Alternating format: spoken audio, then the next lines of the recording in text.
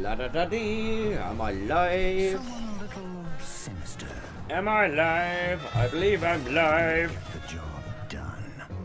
And doesn't care who they have to push aside. What's up, folks? I should be live. I'm hoping I'm live. I'm late to the party, but Forging devious alliances. let's just crack on with this. After all, there is Please tell me I'm live.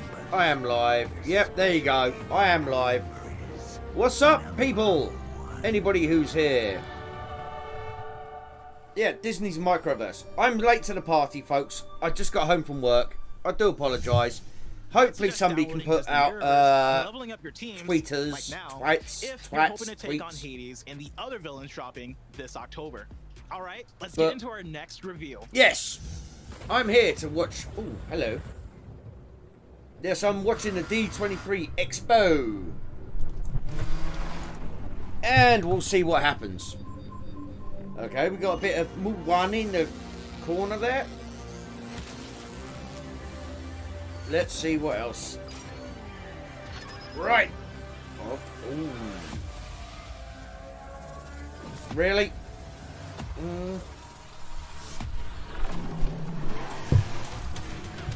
Do they have the rights to put Jack Sparrow in another fucking game? There you go. There's an immediate question for you.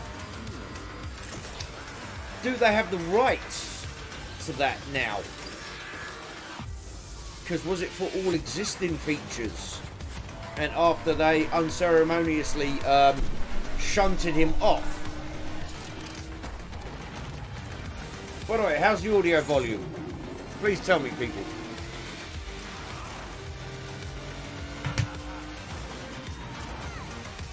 Unfortunately, because I'm such... Okay. Unfortunately, because I'm... Hey! I turned the camera off because I couldn't fuck about with... I'm just doing the audio at the moment. I really, really could not be bothered to fuck about. It's been a long day. Okay, the thumbs up, I'm assuming it's for the audio. Good. My man, Chris Walker in the house.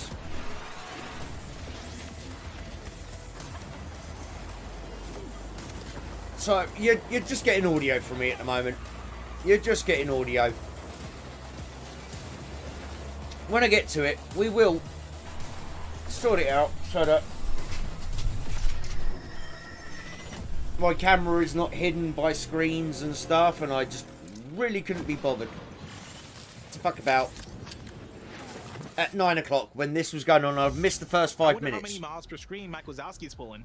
I guess we'll all find out together when Although, Speedstorm I have to point PC out, console. I did Now, catch the amazing reveal of the...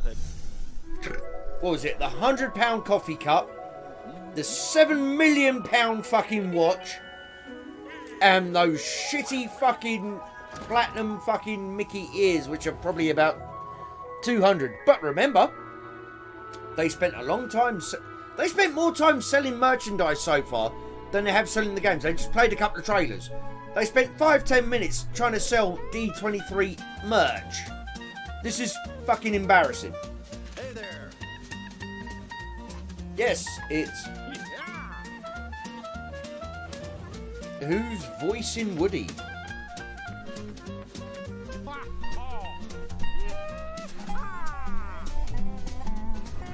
They've gone the cheap route. They've gone the cheap route, folks.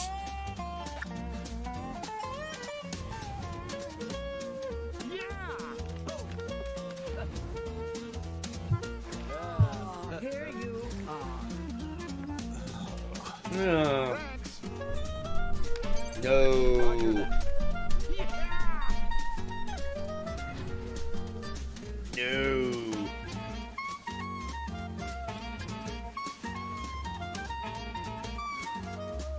I'm not. If you want to help out some of your favorite Disney and Pixar friends in Disney Dreamlight Valley right now, good news, you can. With Xbox Game Pass, Oh, I can! grab Yay! the Founders Pack on your PC, or just about every console you own. Now, for those who are looking for an action-packed Chris did MMORPG play shooter this. that you can play in the palm of your hand, look no further than Avatar Reckoning. Soon, you'll be able to battle for the future of Pandora on your phone, but for now... Oh, no! They're turning Avatar into a fucking mobile game. Here to tell you more. Go fuck yourselves. Hey everyone, I'm excited to give you a sneak peek. Seriously, go at the fuck yourselves upcoming on that one. Avatar Reckoning. In this MMORPG shooter, you'll return to the moon of Pandora to find your own way in the aftermath of the Battle of the Hallelujah Mountains. As you begin your adventure, you'll customize your own Avatar warrior.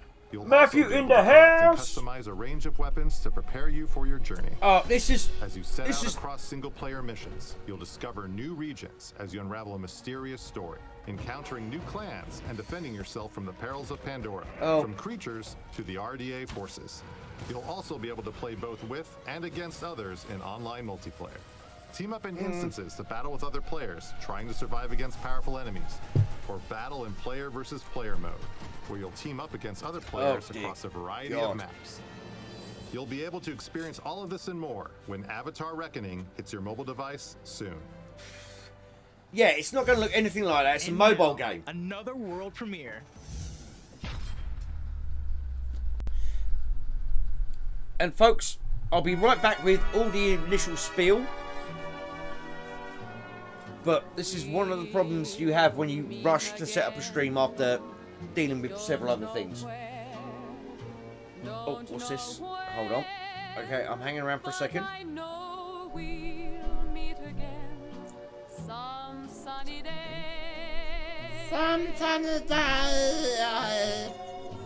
Keep smiling through. How you doing, Matthew?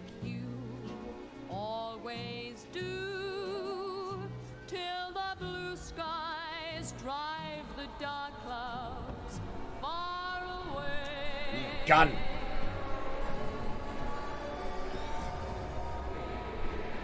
Oh, it's the Red Skull Diaries.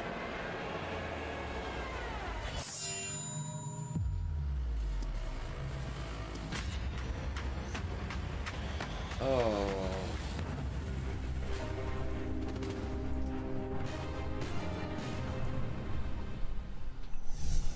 Oh, let's freaking go. Okay. I know you're probably hopping onto Reddit to break down all those BRB, Easter eggs, but I folks, recommend you don't enjoy the tap show. away I'll be just back. yet, because there's another If somebody world can premiere tweet this for out, Marvel it'd be games much coming appreciated. your way right now. This is a cobbled together stream, lastminute.com.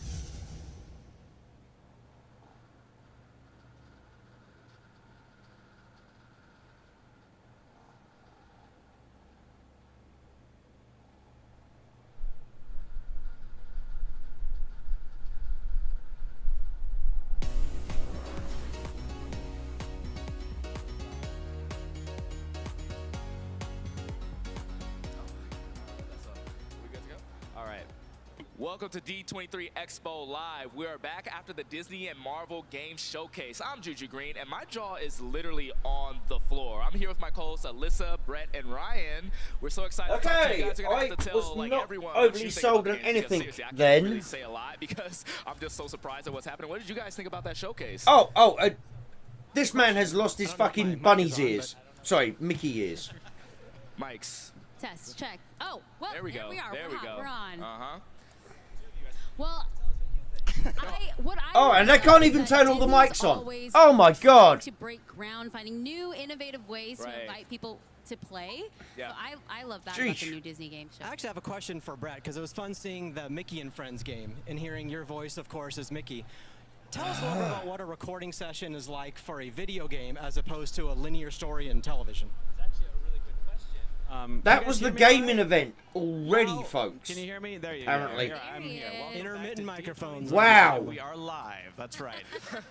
Good question, Ryan. Yeah, I was really excited to see that little bit of the new game that I got to work on because we worked on it quite a while ago. It's a fun little style. It's a cute, really heartwarming story, but a little adventurous at the same time. Oh, I'm not it subscribed. Is different than oh, working hold on a TV on. show because with a video game. Okay, let's try something else. Hold on, let's try something else. Let's just do this quickly. Kind of approach it a little bit like a TV show in a way where you've got the overarching story. So you kind of take it chapter by chapter by chapter. But then with a video game, you get a whole bunch of other stuff, which is reactionary noises and sounds and gameplay. So you can be doing something that's just Mickey's jogging, and you're like, okay, now Mickey's this is really getting lame. Or Mickey trips and falls. Mickey trips and falls and goes down a well. So you spend a whole lot of time doing a ton of reactionary things like that, which makes it really unique, So I think our next show should just be us calling out actions and Brett reacting as Mickey in game. I think we could do that for about an hour, honestly. I don't know how long my voice will hold out if we About how many hours does it take to record a game? It runs the gambit because when we work on something like Kingdom Hearts, for example, that can take. Kingdom Hearts got fans a lot of Kingdom Hearts fans. So when you're doing a game like Kingdom Hearts, that can let's see if this works. From I don't know, 4 to 12 hours. Let's see what happens. Does it go depending on the character, through? it can take even longer. I'm just. But again, Yes, I think there I am. Really put in about 6 hours. Epically recorded for all. It kind of. I don't know. Right here. Depends. It really depends, and a lot of times we do. There you go. So I know. I had to do that. It's childish. After it starts to get developed, It's childish, they need a little but bit more, yes, and I so had you to come do back that. in, or there might be rewrites. So it's kind of an ever-changing process, really. Takes me about 6 hours to figure out how to play the game, so that's pretty good. I had to do that. Sorry, folks. I do apologize. Midnight Sun, honestly. Midnight Sun. That game. I'm very excited about the team. I don't know how many people are. The game looks interesting. Midnight Sun's team. I wasn't so sure about the fucking shorts video shit they were putting on. This is kind of the way I interpret the Midnight Suns is they're a supernatural team of heroes who take on supernatural forces, right? So you have Moon Knight, Ghost Rider, Blade, things of that sort. But this time, this game is bringing in characters like Spider-Man, who's very, very popular. Ghost Rider is going to be back. Iron Man's going to be back. So you have this never-ending cachet of characters that you can mix and match and fight with. No. He used the wrong phrase there. It's not never-ending cachet. It's never-ending cash grab. So I'm going to be excited to see. I'm sorry, but it's never-ending cash grab. Who we're going to be adding after, and I just get really excited about who we're going to be playing with and how that story is going to progress with all those characters. That's my most anticipated game so far from that showcase. Awesome. In the game that we were talking about, Disney Illusion Island, you get the chance to choose between all of those characters to play too. So now I'm curious of the Fab Five: Mickey, Donald, Goofy, Pluto. Which would you guys choose? Hold on, he said the Fab Five: Mickey, Donald, Pluto. No. There was only 4. I know what the right answer only 4. Is. Trick question. It was very inquisitive. Not a trick question. I have to go with Minnie. She's my girl. Classic, and I may be doing a little mini Disney bounding tomorrow, so I love my girl Minnie. She doesn't I'm get sorry, enough. I had to coordinated because I was doing my Mickey bounding. I know, today. you didn't tell me, Brett. I'm sorry, we didn't talk. Oh, I'm so sorry. Well, I think it's obvious for me. I think the crowd can kind of help me out here. 1, 2, 3, Goofy. Exactly, Goofy. Goofy, go he's big, fuck he's yourself. Long, he's lanky, but he has a heart of gold, and he's a great father. So I got to rock with my guy Goofy. All right, Ryan, how about you? So oh my word! Graduate of the University of Oregon, go Ducks. So I'm gonna have to go with Donald Duck. Nice. All right, I thought we were friends, Ryan, but. Brett, you didn't say yours, but is it the obvious? I don't think I get a say in that. This is that'd be totally cheating. Yeah. First of all, I know what happens in the game. Right. Second of all, spoiler alert, I voiced chat, it, so help me out here. And also, I haven't played video games since the days of Super Mario Brothers. So. What was the I think there's some people event we did with the secrets of the game. live streamed like a year and a half ago or something? Which one was that? Where we were having more fun getting people into their chat But what were your thoughts on the Disney and than Marvel game showcase? Let us know we your were thoughts, in actually hashtagging watching it, because this is what I'm getting. Somebody in my ear. Let us know your thoughts, and we'll be coming right back. But oh god, they're going for an advert break. Because I want to talk about the games just a little bit more. Did you guys know there was a Captain America game? Could they not afford seats for these people? No, I had no idea. There's like game where you could play 20 people sitting out there live, and they haven't even got a seat. They're on the fucking floor. Captain America is very, this is very old. cheap. They fought in like World War II, and a lot of people don't know this, but in the comics, they actually met each other like way back when. Which is why Black Panther and Steve Rogers have like a really great relationship. Juju is full of all the Marvel tips and tricks. All right, guys, we got a whole lot more coming on the D23 Expo live stage, so join us later on when we have more exciting stuff to share. Yeah. Oh, is it over already then? Oh god, that is fucking Visa's played a sponsored role in by fucking Visa. Oh Jesus! Now. All right, hold on. I'm gonna mute that for a second. Guys. What the hell is going on here? Look, you can see there's like less than 20 people in the audience. They've got them to spread out to try and make it look like there's more than there is. They can't even afford a fucking chair for a chair for each person. It's fucking ridiculous. This is so lame at the moment. I'm sorry. This is so lame. Mode of transportation. Oh, we got... Oh, yeah. Oh, God. More adverts. I always thought this whole concept of doing something like this was to sell your products. It's just... Oh, this is lame. Thank you, Matthew. Yes. I haven't even got to introductions yet. You can't see me, but you can hear me. I'm the Orc, the bestest, most smartest, most sexiest, and most intelligent Orc ever on the tubes of you and the tinterwebs in general. And we are raising money all month for Streamlabs charity.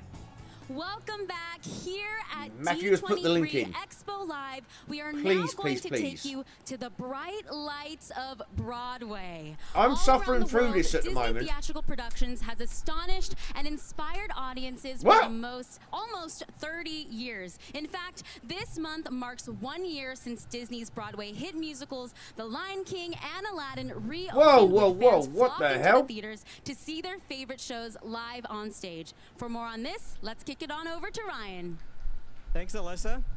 So guys, Okay, I've always enjoyed the magic of live theater. I don't think I Matthew, realized thank you for just that. how I much don't know what needed the it hell's in my going on. life Let me until have it a was gone. quick And that's probably true of many of you. check. If any of you saw this morning's Disney Legends ceremony and watched that great medley of Disney on Broadway hits, I'm guessing a few of you are also reminded just how much you've missed the magic of live theater.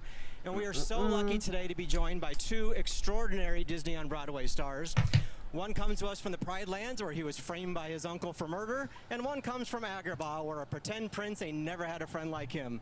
Please welcome the Lion King Simba, Jelani Remy, and my good buddy, the genie in Aladdin on Broadway, Michael James Scott.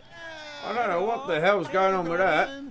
How are you guys? Us. Thank you so much for being here. So as Alyssa mentioned, it's hard to believe it's been a year since Disney on Broadway re-raised the curtain, and I can only imagine how emotional that was. Is that the same one you're getting not only to return to issues the art with? form that you love, but also to return to a Oh, community James in the house! Well, that's exactly what it is. It was like a giant You ain't missed fuck all, mate. You know, we missed each other so much, and more I'll get to you in 1 second, James. Matthew, check that link. Is that link going to a 404? It's kind of crazy because I feel like we all took for granted the just sort of like being able to, go to the theater, we're gonna see a show, like all that, right? And when it's taken from you, it's unbelievable the void that it's missing. I've said it before. No, James, let's see. Before I managed to get the stream up, because I got home late and all the rest of it, they spent 10 minutes selling a platinum-plated Slurpee cup, Michael, you've had some cool a opportunities fucking to perform for fans in Rolex, various venues. This isn't your first and D23 platinum-plated Expo. Mickey You and I ears. just spent the It last was week together fucking in Alaska cringeworthy on as the fuck. member cruise, where you, as They've always,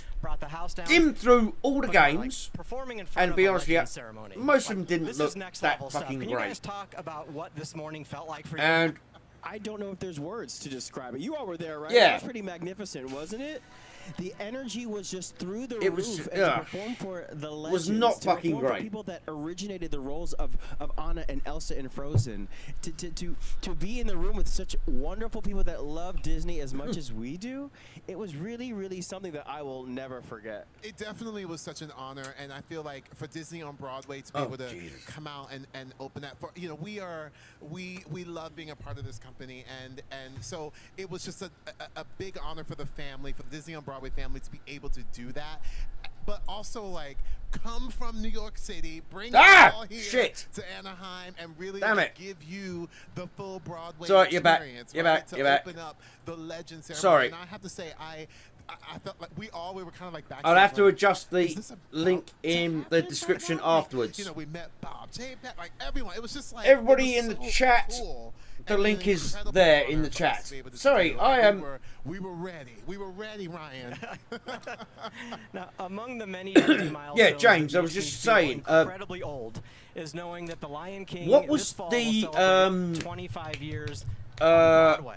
25 years the young. fucking com we covered like a year and a half ago. Remember when we had more fun what do you think it is about that reading the chat I mean, you can just pick anything. than we had the thing that comes to actually watching the thing, and we were trolling them. We were getting people posting their comments in their chat. There's something you can learn from Uncle Scar. I can't remember which one that was. From Simba, from Nala, from Rafiki. There's just so many great things. And if that doesn't do it, the costumes will do it. And if that doesn't do it, the lights will do it. And if that doesn't do it, the amazing orchestrations and music will do it. Yeah. Now, this may be just me projecting my insecurities on seasoned performers, but when I imagine stepping into iconic roles, like lights Genie are the most and important Simba, thing, roles people. that have been part of fabric of fans' lives for Not that I'm decades, biased I at all. imagine an immense amount of pressure. Yes, As we wrap up, can E3. each of you just That share was it, how you James. approach that E3. role, not only to strike that balance between doing right by the role, but also giving yourself the grace to make it your own? Are the most important thing, because you can have the best choreography in the world, you can have the best costumes in the world, best sets in the world. If you can't see shit, it's no good. Can't think about it, really. There's a it is actually very scary to think about, you know, what it actually means. But let's see what these comments are saying. On Broadway, the creative team. Okay. Okay. Creators and Pixar's today. They really gave us, you know, the freedom, okay. and they trusted us. Fine. What it was for us to bring. Gabon in the house! Michael James Scott to Gabon! Genie. Obviously, Robin Williams. And this is the first time I've had a chance to talk to you. Damn, boy. You is nuts. So that is there. And I've just realised I don't have that fucking pulled up. Shit. Version of it. So to be able to, right, you're going to see me do a group of creators to tell you, you do you. There you go. Is actually a beautiful thing as an actor to really understand, like, that is fucking ridiculous. That is fucking ridiculous. In what it is that you do, and to bring that to the stage. Absolutely, it's sort of like what you did. Leaving your footprint in the legacy of the show. You know, yes, it's been running for so long, but there's no other Michael James Scott, and I'm here to tell you, I've seen his performance. It is incredibly out of this world. And myself, you know, I like to put myself. Right, there we go. We can still hear it. Absolutely. Well, thank you. But that's the magic of what we do, is we get to infuse ourselves into these iconic characters. This is why we're here. Sort of carry the torch, pass the torch, for me, to sort of put ourselves into it and leave our footprint. But no, Gabon, that's ridiculous. Legacy. You're both so incredible. You know, Thank you you've so done much it. For being here. We've had Gabon, Jack O'Neill, Dukun, James, Gabon again, and Chris is a test. And the Lion King. Coming to a city near you across the United You're States. nuts for the ton you have. Cape, superpowers, and a trusty hamster. Oh, for fuck's sake! Here we go again. Channel's hit series, Hamster and Gretel. Don't go anywhere. Oh God, here we go. Let's have a look at this, and then I'll get to that comment, James. I'll get to that. Let's go full expose. No, let's not, because it's another fucking advert. Visa's played a match. I'm muting that for a second because I don't get paid. And the charity doesn't get paid to fucking be sponsored by Visa. Yeah. Gavin, you're nuts for dropping a ton. That means 100. The other day. This is the first time I've been on air and you've shown up. Dude, means so much. Thank you ever so much. Unfortunately, Chris is not here today. This is a cobbled together stream. because I got home fucking late. Managed to just about get this thing fucking working. Couldn't even get my camera working properly. And then I just went, fuck it, I can't be arsed. I'm not bothering with it right now. But, no. You rock, Gavin. James, you rock. Fucking Matthew rocks. Everybody here now rocks. Apart from maybe Chris, if he's watching in the background. Because, you know, he's pleading, this genetic condition we're raising money for. I'm actually having a problem with it at the moment. Oh, damn it. If you've been DMing Chris, DM me, you bitch. God. I'm on the fucking Discord. It's me and Chris's Discord, for fuck's sake. You can find me there. Jeesh. You know, if you go to the Greenfellas Discord, you know, the good looking orc at the top is me. You can Discord me. You can DM me on Discord. I won't fucking invite you to the show or anything because I'm a lazy bastard, but...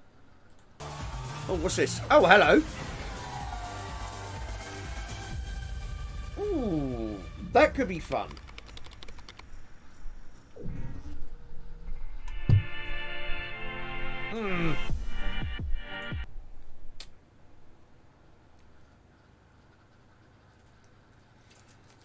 Gabon, if you're a member of our Discord, and I know you are, if you look on the right hand side, you'll see this amazingly good looking fucking orc. That's me. Says Nuff said 666. That's me, baby.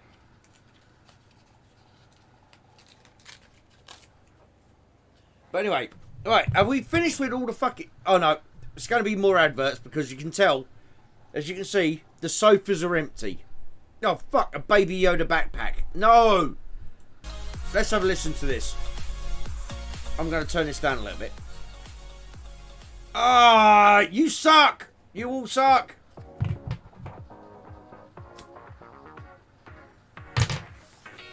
Yeah, Matthew, say hello to Chris. He might be watching. Oh.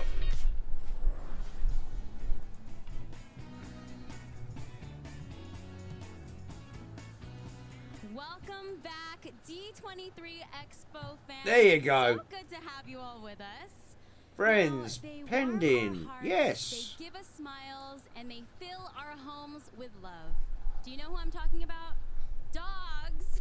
Dogs. I was going to say and prostitutes. still remain one of our most faithful companions. Although some of them can be quite Man and doggy dog don't looking. always have the easiest relationship because they don't speak the same language. Yet one person has made it his mission to bridge that communication gap. Oh dear, are you really? And dog. With more than 25 years of experience, our next guest might be the world's most famous dog behavioralist. Now he's going into his second season of his hit Disney Plus series. Oh, of course. Aptly called Caesar Milan, Better Human, Better Dog. Better human, better dog. I'm not gonna touch that one. And you guys in the chat, you know what I'm fucking like. I'm leaving that one for the minute. Good to see you. Welcome to the stage, the one and only Caesar Milan. Hey guys, how are you? Gannon, I'll be honest with you, I have no fucking idea. So excited to be here with you today. It's been so mental this last 2 weeks. I have no idea what the D23 schedule is. I literally got home, set this up badly, by the way, set this up badly. The show is called Better And Human, Better Dog, yeah, and that's exactly what making sure the human is at his best, right? So when a human is at his best, I mean his energy is really good. I talk about calm, confident, love, and joy. No, you can't say anything about monkeypox, Gannon. Gabon. Gibbon. Yeah, Gibbon. There you go, Gibbon. Cannot say anything about monkeypox, Gibbon. Because it can be misconstrued the wrong way. You're having a connection with a dog. So, yeah. The dog has his own way of having a conversation or a relationship with his own kind. So it's nose, eyes, ears. Right? And then Yeah, I've had many conversations with dogs. It generally revolves around, oh, so you're going home then? What's new about it is I am Well, yeah, because if I woke up next to you, I'd have to chew my arm off to not wake you up. But, you know. As we age, it allows me to assess and evaluate the situation quicker, to be more effective to people that come to be more and do this and do that. So in a matter of 3 And seriously, dude, why is he dyeing his hair like that? So thanks to the wisdom, thanks to the age, I'm able to help people quicker. People swing both ways, Gabbon. Oh, sorry, Gibbon. You're Gibbon from now on. Is the audience for this series? Well, anybody, because if people who like dogs. If a child learn prevention instead of intervention, you know what I mean? So when you learn the wrong I was taught prevention. That's why I have no children. Nobody told you about energy. Nobody told you about the right philosophy. Nobody told you about the right activities that makes you healthy. It's about being a healthy human. And so where can you measure your health? I'm a very healthy orc. Plans, you know, through your behavior with the Doesn't family. involve orcs. It's very fucking speciesist. An animal is just a I'm sorry. reflection of your knowledge. Just like when you see yourself in the mirror, that's the reflection of outside of you. But the animal shows a reflection inside of you, your spirituality, your instincts, your heart, and your creativity. No, it doesn't. I'm wowed with. I know somebody who has ferrets. Animals, humans, energy. Yeah. Can you tell us about your work with the family that you work with in this new season?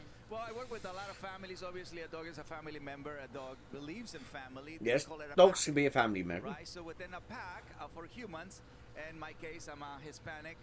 For us, our grandparents are the pack leaders. And then as Oh, he's Hispanic. I would never have guessed. In the animal world, they do have somebody that they look up to, right? So when I come into families, I just make sure the dynamic within the family. Okay.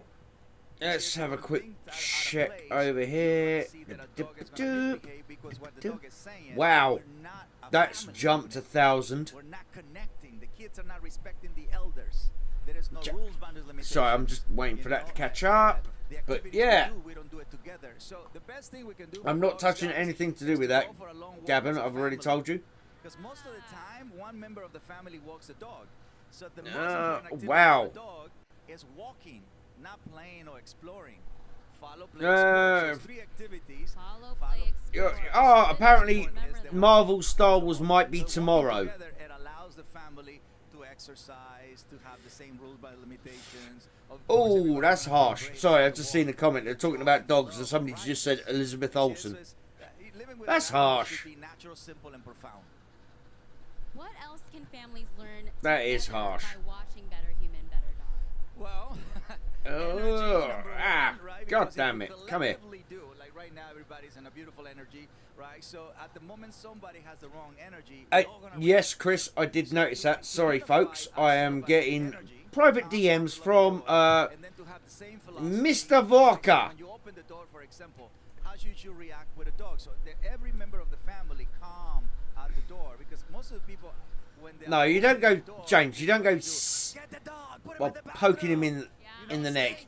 You go, shut up, you annoying little bastard. Smack him on the nose, and then you grab him by the neck, back of the neck. The dog is going to stay calm and give space. So that's why I always practice no touch, no talk, no eye contact. I always Really? very calm Darren? situation, and I start assessing in the body. Marvel Lucasfilm. What is what the human needs right away?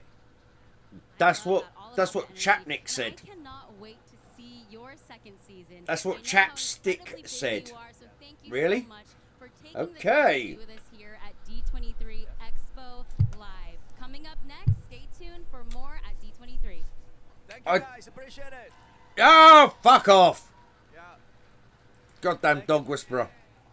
See, look, they can't even afford chairs for the people to come and watch. And they always get his mic wrong. Welcome back to D23 Expo Live. You know, when you want to save the world, all you need is a cape, superpowers, and of course a loyal hamster. From one of the creators of the Said popular Richard series, Gere. Phineas and Ferb, Hamster and Gretel is Disney Channel's newest animated superhero sensation. Really? A girl and her pet hamster, who are bestowed superpowers as they bring their own flair of justice. To find out more about this dynamic duo, let's toss it over to Juju. Yes, Brett, you toss it, I'm going to catch it. What's going on, everybody? I'm going to catch it, drop it, and stamp on it. It's definitely a one-of-a-kind No chairs! series. I'm sorry. Fun and surprises. That's why we're so excited to meet the cast and the creative team from the hit series. Now, come on, let's go meet them right now. We got a whole crew. Like, okay. you brought an army today, didn't y'all? Okay. Oh my Gibbon. Y'all always roll this deep? I'd kind of be happy with no Star Wars, although they've got the Cassian Andor thing coming up soon. So they're just kind of watching it in spirit. And I'm seriously not sure about the Willow. I'm seriously not sure about the Willow series, even though Warwick Davis is involved. Willow's great, standalone. Kevin, Michael Cimino, the voice of Gretel. I'm sorry, the voice of Gretel, Melly And Indy 5 is going to be a fuck up. The voice of Veronica Hill, Liza Koshy, who's also not here right now, so we'll just, she's the one in the back. Can we hear her right now? No? Okay. She's not, yeah, and Priya's also not here, who's the voice of Bailey. See, we can't just fit everybody on the stage. Yes, you fucking can. Man, so you got more chairs on the stage than you have in the entire fucking auditorium. We heard you brought you tight bastards. Fans out here. I did. Sorry. There's a, we put a lot of songs in the episode. This is a family-friendly channel, folks. No swearing allowed. Kevin shut the fuck up. Over involved in this hobby he has, where he's become a dog influencer, and this is all about Gretel singing sort of her inner dialogue of the fact that she's not getting as much attention from her big brother that she used to. So this is called "I Want Your Attention." I'm a selfish cow. Give me your attention. I'm a selfish cow. I have no retention. Yeah? You just gotta do more to get his attention. Yeah, I will not be ignored. You will not be ignored. I will not be ignored. Yeah! Oh my God. What's going on here? I can't help but feel demoted a little. I used to be your favorite. Now there's something wrong here. Went from first chair trellis to a second fiddle. I don't What the fuck? Okay, this was bad fucking animation in the noughts. No, I will not! You can fuck off! You're a needy bitch! No!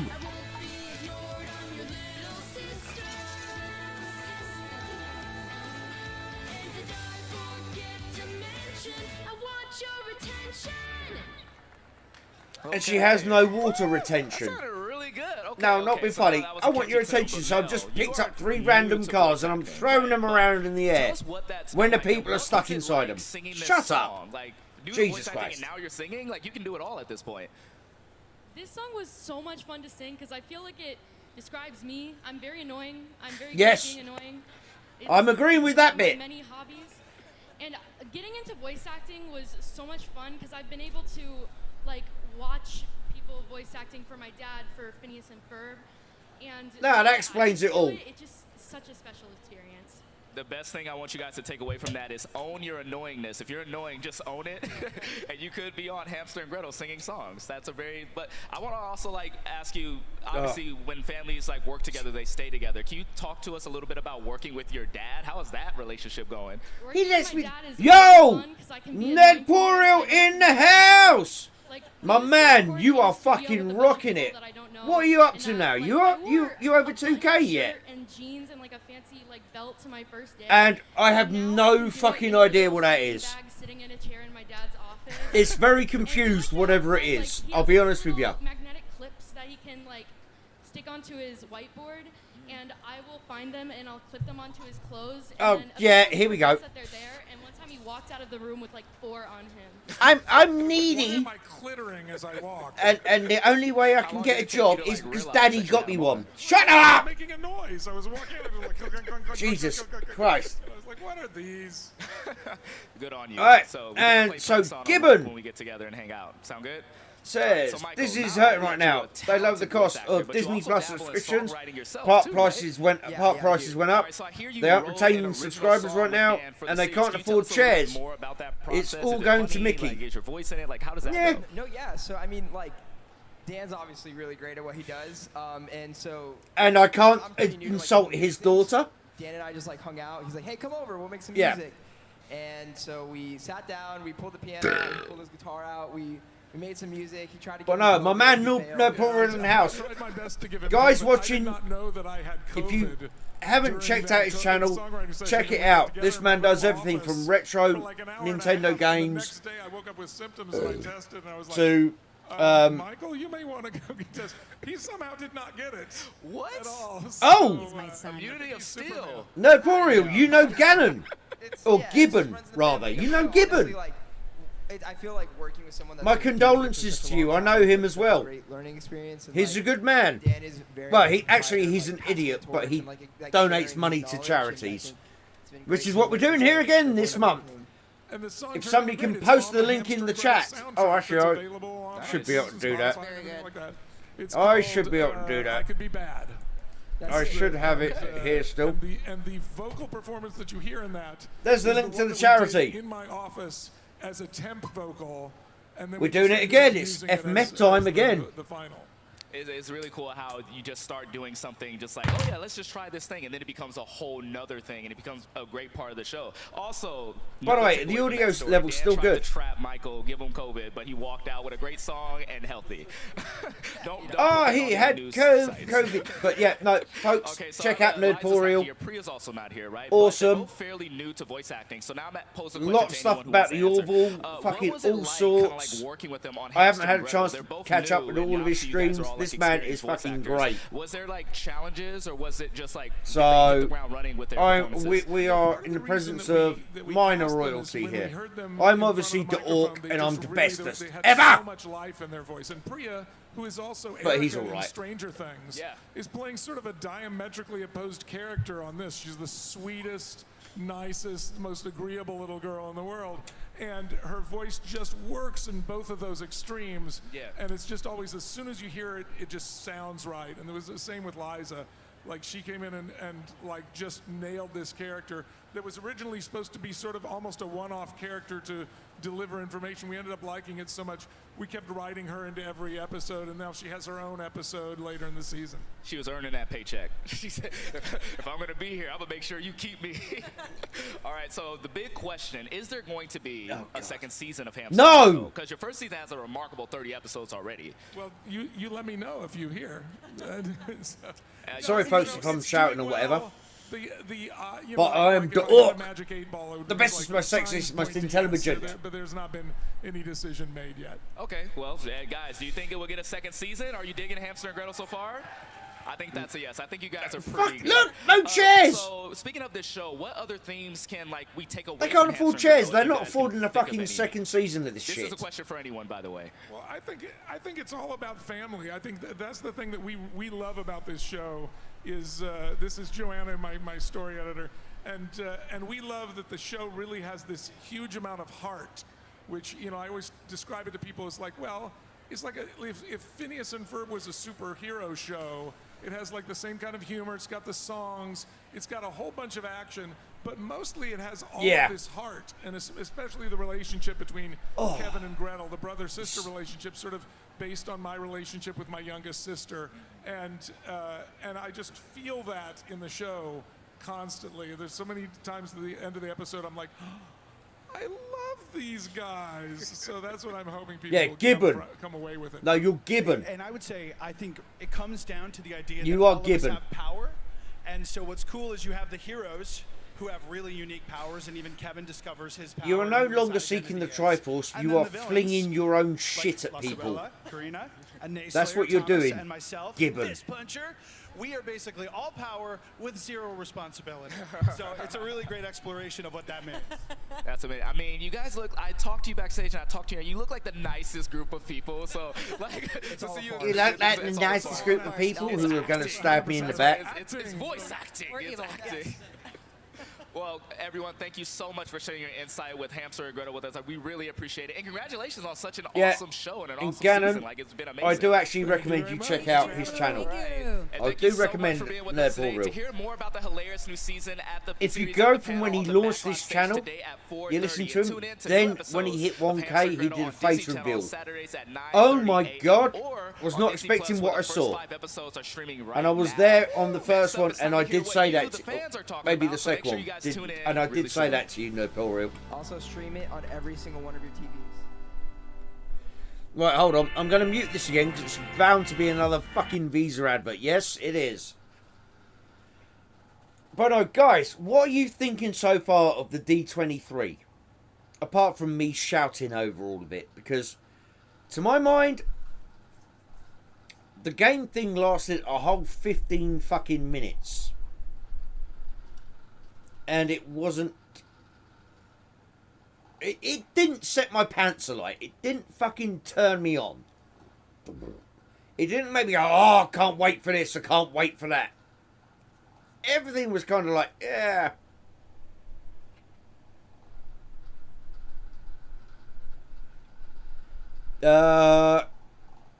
No, they don't call you any of those things. In fact, your only friend, Spencer, calls you that twat. So, there you go. Oh shit, he told me not to tell you that.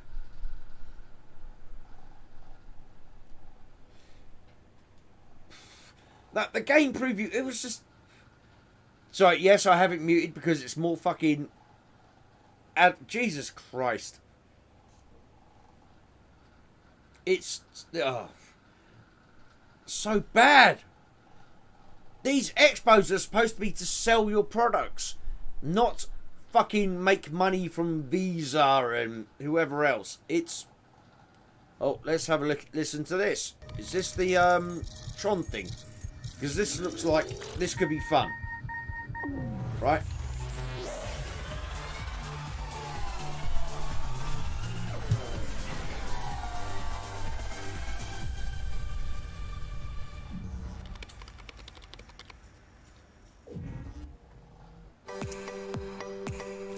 Now I'm going to mute it again for a second. No, the Tron thing could be fun. I'm not going to lie. I would have a crack on that. But I'm not going to spend fucking $2,000 for 3 nights. Or whatever the hell it is. Just to have a go on that. Yes. Gibbon. I know they are desperate for money, but this is not the way you go about it. You actually try and create a good fucking product. Disney over the last 10 years has spent untold billion... Yeah, oh fuck me, they're selling the bling shit again. And let's face it, how many people have been to Disneyland and seen women that good looking... Oh, Troll... I'm not... No, Love and Thunder was not good. But how many people have been... Yeah. Ah, exactly. Yeah, Gibbon. They are milking their cash cows dry. Their whales are getting fucking drained. And ain't nobody else fucking paying them any money. Using our handle, #D23Expo Live.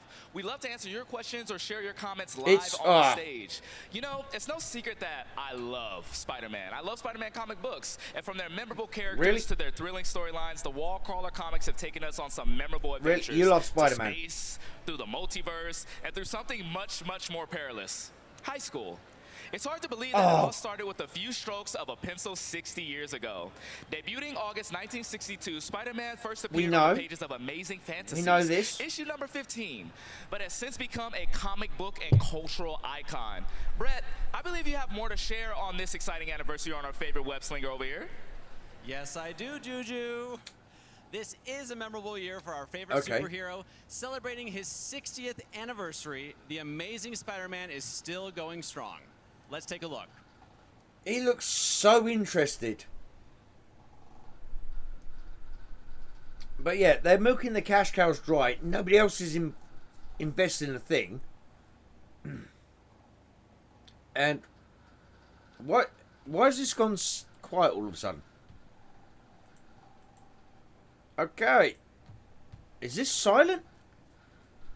Is this deliberately silent? Spider-Man be without a formidable adversary like Green Goblin? right? So to give us some tips on how to draw this pumpkin tossing green baddie, and to tell us more about why Spider-Man has remained such a beloved superhero, please welcome to the stage the creative director of Marvel-themed entertainment, Brian Crosby. Please welcome to the stage the man who's been sitting there for 10 minutes already. You came with a fan club? That's my biggest fan right there. All right, I need to. Can Yeah, I because hire there's you, only sir? 27 of them in the audience. I need that. Ryan, I know we've met before, but it's such a pleasure to have you on stage today. So I think it's safe to say that Gavin, you are yeah, the that's expert what of I everything agree with. Spider-Man, right? That's not a stretch. Wow, I mean, there's a long list of people that claim that title. By the way, but yeah, folks. I dabble in the web slinger from time to time. Let him go with this Because first. you do oversee and contribute to, any representation of Marvel's library, which includes 9,000 characters as they appear in various theme parks, traveling exhibits, shows, pop culture conventions, fan events, sporting events, yada yada amusement yada, venues, and really around the world, right? Yeah, no, we're really working hard on trying to bring Spider-Man to life in new ways. I think people know him certainly from the comics, the films, video games, animation, and so now at Themed Entertainment, we're finding new ways for people to dive into the world of Spider-Man. I think the new opportunities are amazing. So can you tell us a little bit about your journey and what led you to this incredible position? Sure, yeah, no, I mean, I'm very fortunate. So I actually started with Walt Disney Imagineering. I was a concept designer there for about 10 years. Working on a variety of attractions like Pirates of the Caribbean and Tron and Finding Nemo Submarine Voyage and Smaller attractions. Yeah, small things. Lesser known. Yeah. Okay.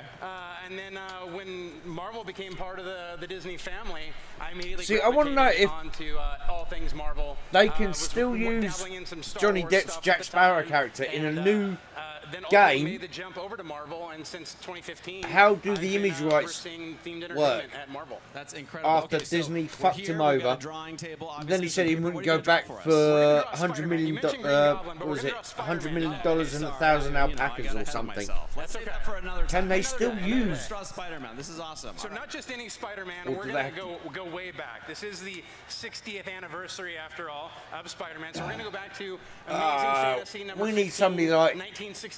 Karen Cage or fucking Jimmy Reyes on here. Their comic book. Even comic book Bob. So it's a little different. So fucking give us their commentary on this at the It's an moment. iconic cover. And Steve Ditko is known as being the co-creator of Spider-Man with Stan Lee, of course. But the cover of Amazing Fantasy 15 was actually drawn by Jack Kirby. Jack Kirby drew the pencils, and Steve Ditko inked that piece. I didn't know it because I don't play Sea of Thieves. Steve Ditko, of course, did all the interior thank you for sharing that one. Anyway, we're going to jump right in. A little factoid to get us I started. love a good factoid, and now you're going to be demonstrating, so viewers at home can kind of draw along with you, right? That's right, yeah. I'm sorry, he said I love a good factoid. I'm thinking he loves a good something else. So I'm going to be drawing just my tools of the trade. I'm using a blue colored pencil to do what I kind of call my construction lines or underdrawing. And so we're going to start very simple, just drawing a circle, just like that. Good place to start. Good place to start. All great characters start with a circle. And again, we were going to kind of mimic what he was doing on Amazing Fantasy number 15. So he's kind of looking down and off to the right. Next is a center line, which goes in the middle of your head. But in this case, Spidey is looking up and down. So that center line kind of extends out this way.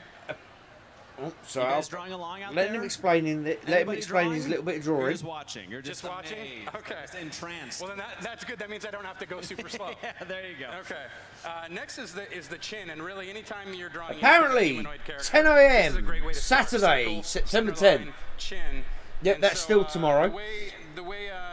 Marvel Studios, Lucasfilm, and 20th Century Studios, filmmakers, celebrity talent, and surprise guests will join representatives on stage in Hall D23 to showcase theatrical and Disney Plus titles going behind the scenes of these studios' highly anticipated films, specials, and series. Attendees will see exclusive footage and be among the first to learn what else is in the works. Hall D23, folks. Just like that. It's a little Calling thicker Hall than maybe how we think of D23. Spidey today. Okay. And, So, and then a little bit just under the chin here. I think my time that's Okay. See it now, yep. All right. And either now 3 or we're 4 gonna do o'clock. kind I of can't a- remember. kind of a Daylight collarbone. savings, So in that various cover, he's like swinging with his places. arms up. Okay. So we're gonna swing across and create a little collarbone area right there. This You is guys see how this is coming together? It's pretty amazing, huh? We start with a circle, and now we've already got a head and a neck. The Clinton doesn't draw.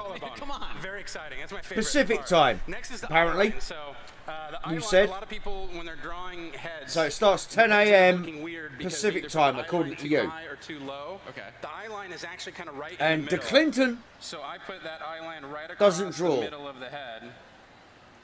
Now what's great about Spider-Man The is you don't Clinton- have to draw a nose and a mouth and all that. Pacific. Covered up with the map. You said it was Pacific Where you don't have to draw in that your stuff, you can make message up to for it, me. lots of webs. That's right, and you got to get those webs You just said right. Otherwise Pacific. it looks like, you know, a hot mess. Exactly. So I like to kind of keep in mind where his eyes And I'm are. trying to do You my have to fucking draw job, this, but I was very so ours drunk. would be kind of like This is a around fucking there somewhere. cobbled together stream where I got home and just fucking went with it But that just helps me without keep any it planning or out. thought. All right, so now we're going to do those cool lenses that he has. Yeah, the so way UK they time for drew me. Back in the 60s, Yo! they actually started a little Will low Morris! towards the center line, and it's almost like a candle. Where the like fuck have flame of you a candle. been? Yeah.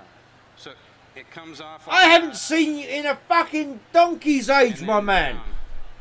Where you So been? You're mentioning how it differs from, you know, this vintage 60s look to now. And so I Okay, have to Gavin, believe thanks for you that, spent but some time Will in studying the differences. Is that something that just kind house! of dig in and research the different versions to familiarize? And I've just deafened you all. I grew up watching Spider-Man and his amazing friends in the 80s, but then I really kind of took to the way Todd McFarlane drew Spider-Man in the late 80s, early 90s, and that really helped define my own style. Okay. But one of the things I Will, love about what have you comics been is up that to, every my man? artist What have you brings been their up to, own dude? sensibilities Come on. to the table. Sure.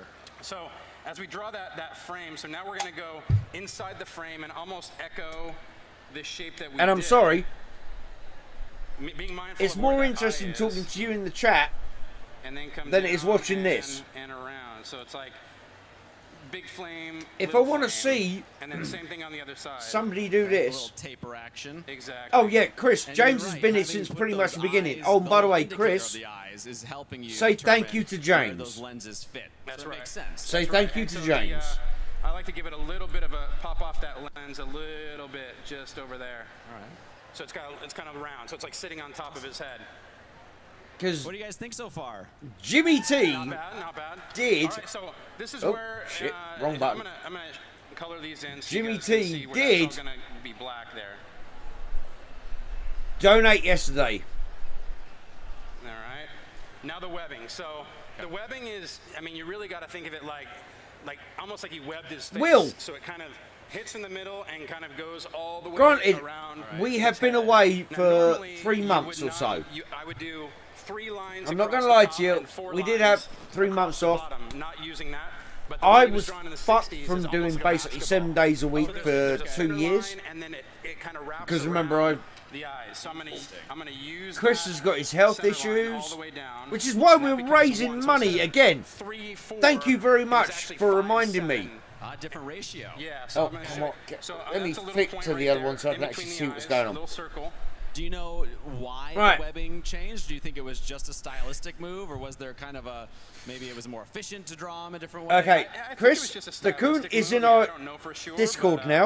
Okay. But you can So, see how I bring all the, do me a all the web favour, lines go down in there and to say that. thank you for that as It's well. pretty great because, you know, what Will. I love about drawing, Yeah, especially we using had a the few construction months off. lines that you mentioned, is that center line eventually But kinda we are disappears, here but again, in this case, raising you're money really for using charity. it for the final. Like, I it's a think I'm. substantial Oh, part of the Matthew's drawing. already It's not in something there. that you draw in light and then Matthew, you please erase tell out me or it's the you, one like, that I involve put the in the background. chat, You're really not the one that's utilizing in that to the be part of the Yeah, finish. that's exactly right. So you description, count 'em, we which got is 1, really 2, 3, annoying. 4, 5. So we need one more there. Yeah, Matthew, please tell me that's the one that I put in 7, the chat, so not the one that's in the description, web because apparently the one, configuration. because for some And then reason the across one the in the top you got 1, description 2, gives a 3, 404 4, 5. error. which is annoying. So I have to do that afterwards. I'll have to change it afterwards because this is incredible, and you know, I don't know how the fuck to do that at the moment. I can do that afterwards. Home viewers are, and if you are, make sure you yes. use the hashtag D23 Expo Live. Also, so we can see them because you know we're going to be pulling up some tweets and some hashtags later on, and maybe we'll get to see some of these drawings that have, you know, they fall. We are raising money for FMF and ARD Global Association, the same charity we always raise money for. And you guys always, okay. Ends up looking like a flower on its I'm going to turn the volume down a little bit. Yeah, I mean, sure, flower face. Just because it's annoying me. I mean, that might be a new iteration we need to explore. You know, you rock, Matthew. Hooray. Trademark TM. So this is where you just start. You kind of go. Yeah. Oh, fuck you. Here, and just start. I haven't watched any of She-Hulk yet. So you because I can't be asked. I might when you're drawing. Is there anything else go sailing, binge watch the whole thing when it's out, and then just give a review of it. Okay, Matt? Will? No, I'm just curious because you mentioned sound effects, and now I'm wondering, is there something else? But yeah, we're raising for FMF and ARD Global Association, as we always do. Also, you'll notice I'm left-handed. We have coming coming up. Chris, are we a go for next week? My wife tells me that I have a drawing face when I'm really deep in concentration, and so I try to be mindful of that when I'm in a public forum like this. Resting drawing face. Exactly. Yeah. So you can see there's actually like a lot more webbing than the way we would maybe normally do it today. Yeah, no, this is great. But and you yes, definitely see the stylistic difference. Trying to raise money for charity. I think so. And the webbing just kind of continues. So if you were to draw the whole body.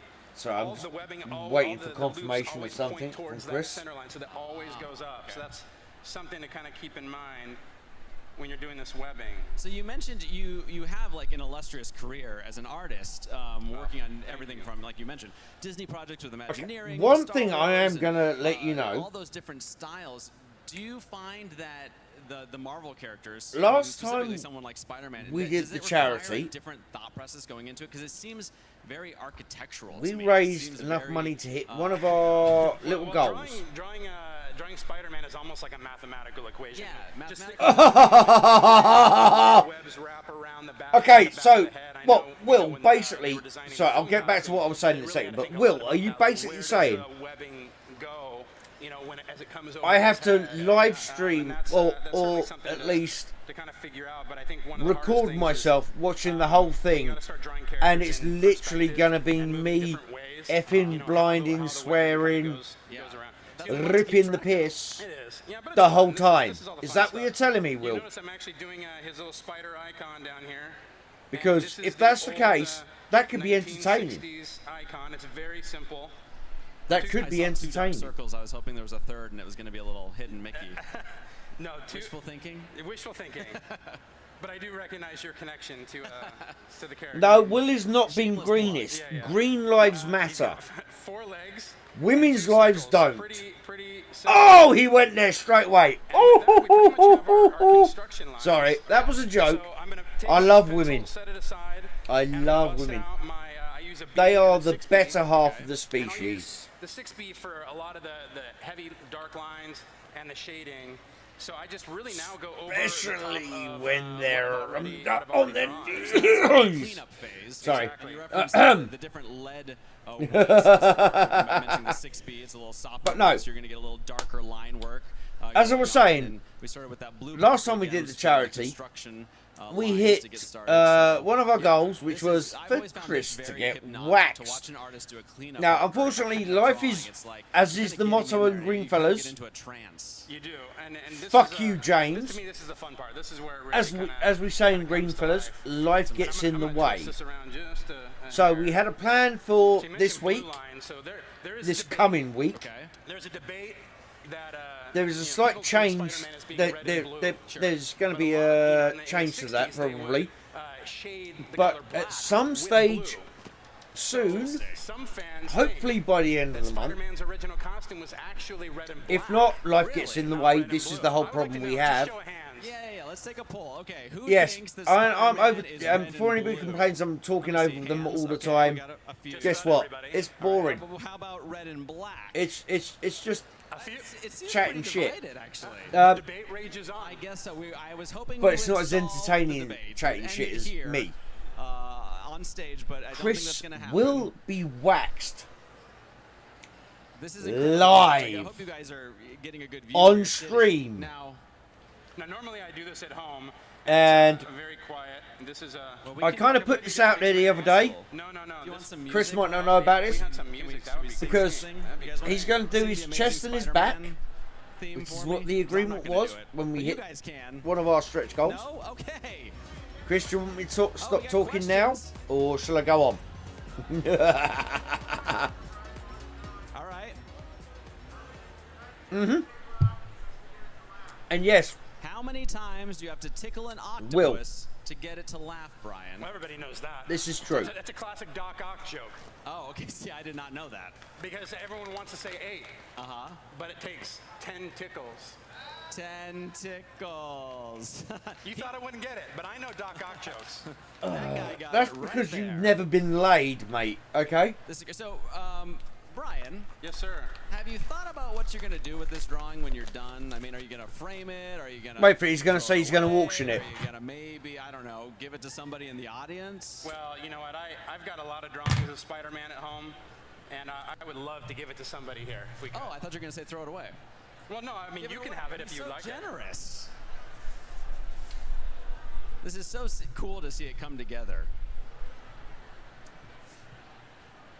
Okay, Chris, I hadn't seen those. I love that guy said he had a question Right. and he just wanted to drop his jokes on me. I know. I thought it was a question. I was really hopeful that he had a question, and nope, just a joke.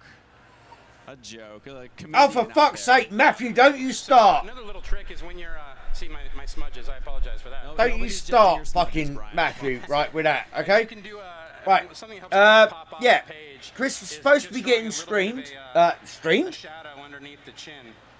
Waxed, live on stream. That's right. Yep. That's not going to happen on the 13th now. Like we say, life gets in the way. So I know I'm looking at the pencils you brought. So as soon as it happens, color today. But if you were to take this drawing to a finish, I don't know whether he's if he's watched my stream from Cuphead yesterday. That's kind of become my but favorite. I did kind of say dabbled in acrylics and things like that. And when we do it. I love mixing, donating to like this drive because the waxing for the chest and the back is thanks to the last charity drive where you all went fucking above and beyond. So you can kind of skip the penciling But stage. this I'll do it like a waxing, pencil and then go right to the ink. Excusez-moi.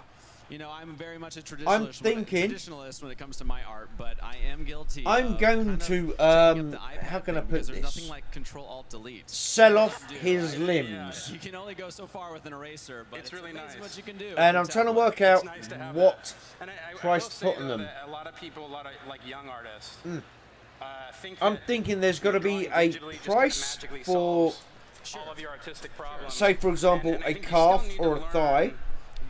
The basics. But if you get an extra, you can have the whole limb, and that gets waxed as well. Just drawing everything, really, life drawing.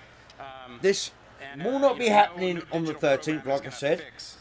So it's no shortcut, right? Well, I think that's actually a great segue because I was thinking I wanted to ask. Yeah, I know. I wasn't trying to, some Matthew. young artists out in the audience or here at the expo or back at home maybe who are drawing along with you. What's the biggest piece of advice you can give somebody who's interested in getting into the arts, whether it's specifically, you know, comic book, graphic arts, or just art in general? You know, practice, so that's not going on. Draw everything, Next weekend, we are going to be doing Friday, Saturday, Sunday. You need to learn how to draw everything. You need to learn how to draw not just the superheroes, which is kind of the really fun, attractive I know. stuff. But there's also, you know, drawing. We're going to be doing Friday, Saturday, Sunday, probably Monday. The streams might not be as long as we wished. Because we were looking forward, honestly, swear down, orcs don't lie, we were looking to do fucking 18 hours a day on stream to convince you lot to fucking give your money to charity, i.e., hold on, there you go, there you go, to do it every day. So that's awesome advice. I.e. that fucking charity right there, where you can donate as little as a fucking dollar, as much as fucking $1 million. Please donate. If you can't donate, that's fine. Just being here is great. If you can spread the word, tell other people, that's fucking even better. Because this is rare shit. I'm not qualified to talk about it. Chris is the one that's qualified to talk about it because he has this. The eye line, the center line, all of that. But that's all yeah, stuff that you can so use the streams might not be 18 to 20 hours long like you're used to. Like I say, life gets in the fucking way. So some good fundamentals to start with. So, I mean, if you know anything about us, after the last fucking charity weekend, Chris was literally bedridden for a fucking week. I mean, he's a lazy fat fuck anyway, but this time it's kind of legitimate. Kinda. But they would hand us dittos. And I love dittos because and my cigarette's gone out. quickly God get damn through it. the math problems and then turn it over and I could draw whatever I wanted on the paper. And this is part of the reason. That's incredible. No, I love that. Zazu. It's a sign of a true artist when you're on the phone and whatever blank paper is around you ends up being like completely covered in doodles.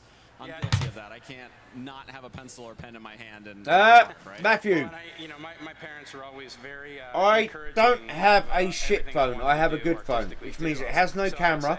Encourage your kids to be creative, to express it themselves. Has no fucking tinternet. Not just through art, but music, it can whatever it is. You can use it to call people. You can use it to text people. And the battery lasts for more than 3 fucking hours. You want to do this and yes, part of it is R.I.P. Zazu. Retain some of that childlike wonder. Yeah. And I'm still a big kid. I love sitting around drawing superheroes and comic books. So if you ever want to know the phrase definition of the phrase bad timing, that sets some of these people who have influenced you. Not trying to be callous, but if you ever want to know the definition of the phrase bad timing, they always just go to YouTube and search the Green Fellas. Every time we do anything, something goes fucking Pete Tong. These characters that we love, right? That's right. Yeah, and so one last thing here. On the cover of Amazing fuck me, it's gone out again. Jesus Christ, I rolled this one too tight. City, we are so there were some motion lines that were coming from behind his head. So we're gonna replicate. All right. So we are raising money all month. Who's gonna win this drawing? How should we do that? Let's see. The link is the one I've just put in there. Anyone drawing along? You can donate as little as $1. You can donate as much as $1 million. Come on up and claim the I'll tell you what. You guys, this has been absolutely amazing. And, right, Brian copy that link, send it. I'm standing right next to him, and I just I know. You were, Chris. Shut up. Absolutely. I was going to say. I'll tell you what we'll do. Put my name down here. 2 things. First off, that link that the man himself, Nuff. With us. Thank you for donating it to the lovely winner over here. My pleasure. Thanks for. If we raise 10,000, I will do an entire stream. Sorry, hold on one sec. You can stream Marvel Draw right now on the Marvel HQ YouTube Sorry, I'm looking channel. at the wrong screen here. Will be joining us tomorrow, where we will learn to draw. If we raise 10,000, I will do an entire stream without my makeup on. Thanks for watching. Right. Stay tuned for more from the D23. Copy that fucking link. Spread it to everybody. Well, hi, D23 Expo attendees. I'm Vic Nunes here at the Magic Kingdom at Walt Disney World during the world's most magical celebration. Okay. Well, sadly, I can't be there with you all in person. I'm thrilled to share. Yeah, he looks so fucking thrilled. Stories and lessons learned from Walt Disney. Here's some of the greatest Disney fans. Why do I have a feeling this is his last fucking present for his grandchildren? I'm not exactly sure what Walt Disney saw in me as a 25-year-old first-time supervisor. I had no idea at the time, but in those early years with Walt, he was looking for someone he could mentor. No, I'm not going to do it now. By nurturing, testing, and challenging. And Gavin, leave monkeypox alone. His ideals and those dreams would live on. He was looking for an apprentice. Starting out at But no, we raised 10 grand 44 years using that link, which I'm going to put in again what I had ever imagined. because I'm a corporate whore when it comes to charity. To carry on Walt Disney's legacy by leading more than 100,000 cast members around the world to create I will do one stream. The Disney parks. I was and continue to be. Yes. Oh, sorry. That's okay then. Yes. Spread the fucking word. I don't care if we lose another 20 subscribers. And 20 subscribers for somebody, for a channel which is not even... By the way, folks, just to point out to you all, we are not monetized. We never make a fucking penny from anything we've ever done to entertain you. What we've done is raised money for charity. And I'm asking you again Enjoy the rest of D23 Expo. to spread the word. The more people that know about this condition, the better. The more people who donate to... Oh, look, they've got chairs! Ha ha! Fuck you, you cheapos. The more people that donate, the more money we get, the more children we can help. We are still hoping to have some good shit going on, which will really surprise you with the way... which will really surprise you with shit. But...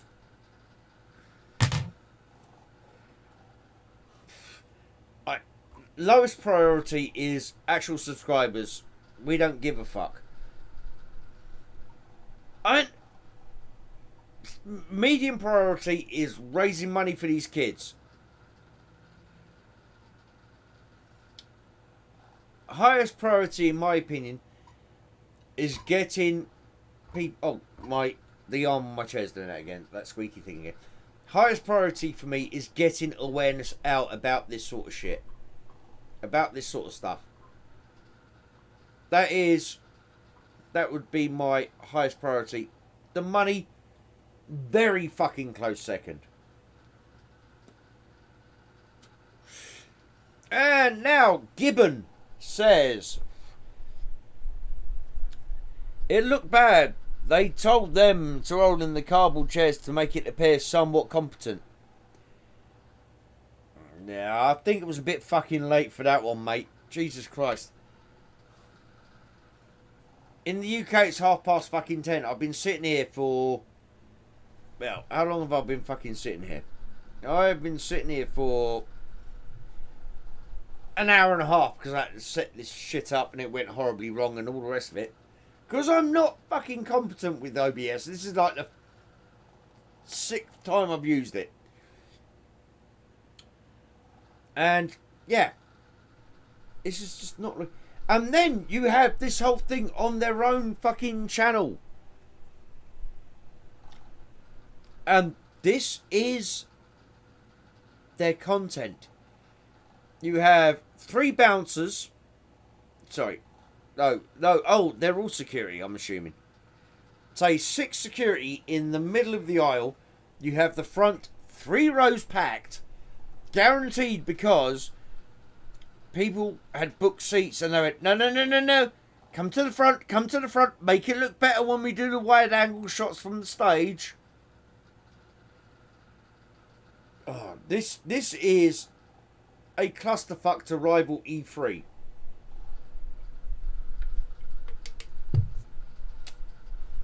I'm just waiting for them to fucking bust the doors open and drag in. Oh fuck, no, Visa advert, no.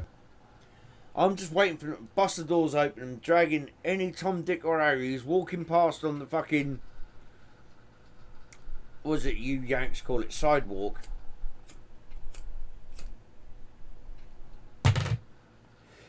And just drag them in and make them sit down.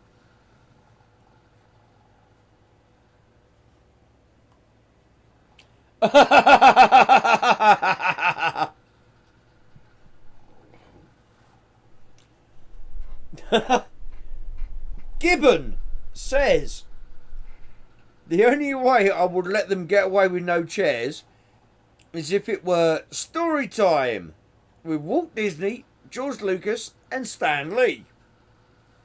And since George is the only one living, he would get them chairs. Ah! Actually, no, he'd probably get one of his fucking 17 assistants to fucking do it for him. But I get your sentiment. I get your sentiment. And I kind of agree with you. Look, we just had the Disney, the Visa fucking advert, and it's going again.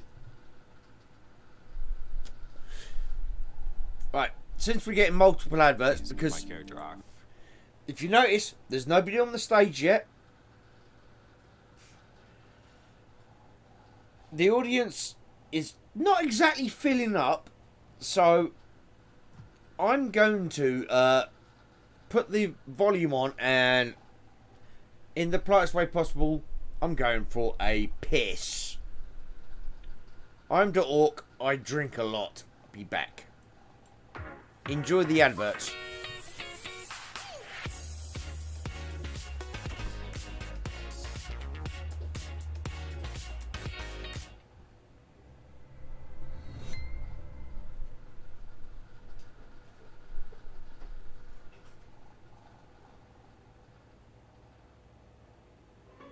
Whether you need a gown for a ball or a mode of transportation, something to make you feel powerful or to keep your closet fresh, to help you save the city or take over a kingdom, the perfect bedtime story or a way to learn, play, read, and create together.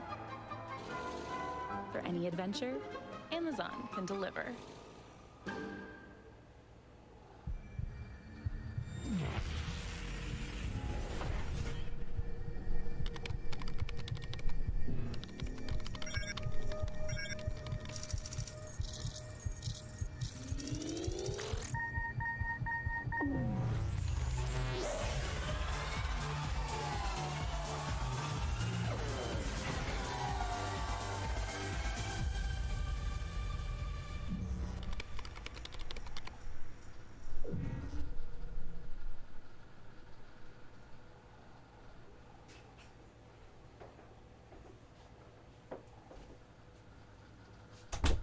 Right, so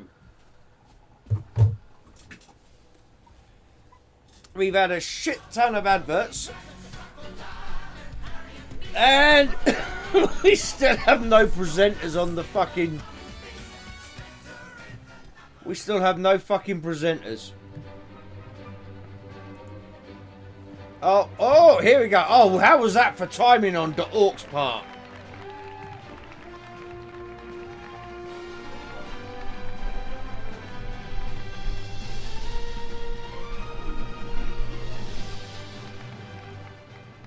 I was willing to listen to the whole thing. Welcome to Disney 4 Scores podcast, live celebrating Marvel music. I'm John Burlingame, host of the podcast. We're delighted to be, thank you. We're delighted to be here at D23. Thank you for joining our show, and hello to everyone watching on the live stream. Disney 4 Scores is a podcast series in which I interview composers from Disney, Pixar, Lucasfilm, 20th Century, and of course, Marvel Studios. So today, we're bringing you a live version of that podcast with 3 composers who will discuss the Marvel projects they've scored. So without further ado, they got sound let's bring problems. out Laura Karpman. Soundman's working overtime right now. Tyler Bates.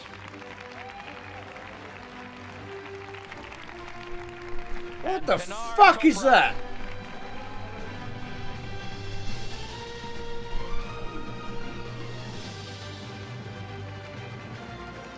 And I'll just point out, you notice a big scar on his head when I went, "You will do this!" I wanted to start by asking each of you how you started in composing and why you wound up writing music for film, TV, and games.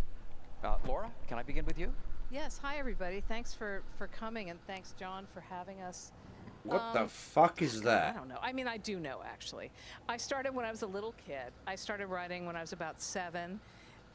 And then I just always wanted to be a composer. I didn't really dream of being a film composer. That wasn't the specific dream, but I went to study classical composition, and I went to Juilliard, and my teacher there, who was the most kind of heady, intellectual guy. No, Lady Gaga, at least you could close your eyes and have sex with. Was like a big This one, no you chance. know, and Sundance Institute, we used to be. It ended actually. It was I'm sorry. Great training Oh ground my for composers. Jesus. Anyway, I went there and I fell Fucking in love wet. with the moving image and music, and then I didn't look back. I moved out to LA and I started doing this. And Tyler, what about you? Well, definitely a much less conventional path, probably. But I've always been extremely fascinated by all styles of music and the musicians that perform the music, the people who produce and engineer the music, all of it. I've always been just completely smitten with that.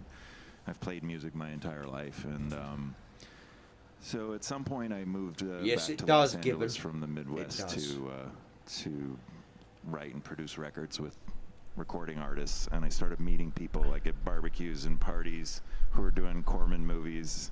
They asked me if I would do the music for their movie, and they had like even like money, like $300 or something.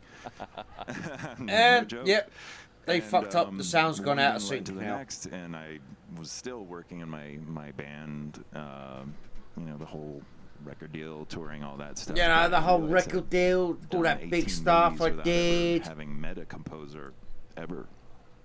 And I started to like it. And it was when Blue Note put out a jazz score I did that my band's manager, when he saw that, he's like, Tyler, you should really do this. So one thing led to the next, and that's now we're here with you. And Pinar, what about you? Ooh, that's very loud. I'm from Istanbul, Turkey originally, and I started the conservatory before I even knew what the word conservatory meant. I was about 5-6 years old, so music was a big part of my life, and films too. I loved films, and I remember watching. My dad used to watch a lot of westerns and a lot of Hollywood films, and I was mesmerized by the power of the music, and I would go. You know, I remember I had a Walkman, being an '80s kid. I had I think I've still got a Walkman somewhere. Listen to the music again, and I was so bothered by the dialogue. I was like, it would just be so much better if there was a version. And then I realized that there are soundtracks that you could buy, and I was just absolutely obsessed with that art form. And but it wasn't really a job. What is that it I with people could do? And so older I women kind of went wearing the pop music route for a bit, skin tight and jazz, latex, and I kind finished of the conservatory when I was 16 years old, and leggings I wanted to come and to stuff. America because I knew eventually I wanted to be in Hollywood, which was, you know, I didn't know English at the time, and I had no money, so I was like, yeah, okay, I'm gonna go do that. Yeah. So I did. I came here. I was barely 17. Sorry guys, and if you learned think English. I'm coming across I as went to sexist, Berklee I'm College not. of Music, kind of put myself through I'm a school, fat old studying bastard of film an orc. scoring, and I then don't wear the wrong clothes. moved to LA. One thing led to another. My first job was at Paramount Pictures. While I was getting my master's, I got an internship there that led to, eventually I started working with Hans Zimmer, which was 22 years ago or something, 21 years ago. Name and drop. I started doing my own films, and I don't know, 2 decades and 50-something projects later, here we are. Here we are. That's right. Another question that I want to pose to all three of you. Is there a Marvel style of music for these superhero projects, or can every score be different? Tyler, you want to take that first? I think it's somewhat subjective, but my experience in the Marvel films is only with the first two Guardians of the Galaxy movies, and the intent was to really write something that was almost, you know, paying an homage to the older styles of film scoring, where there's longer lyrical melodies. And Good answer. Just, you know, hitting smash cuts and heavy drums. I've the whole only way done through, you know, Guardians so of the that's Galaxy. a style that really became pretty popular in the mid 2000s, and you know, James Gunn was talking about a space opera, and so it gave me an opportunity to really write longer thematic melodies that would modulate, you know, as it kind of moves up. She's Same only kind of melody, but it kind of rises in keys as you go. But anyway, it was just as a throwback for me. I mean, it's still, you know, I always have whatever my attitude is imbued in the music, but I love a lot of old films like Lawrence of Arabia. I just was taken with that classic score, and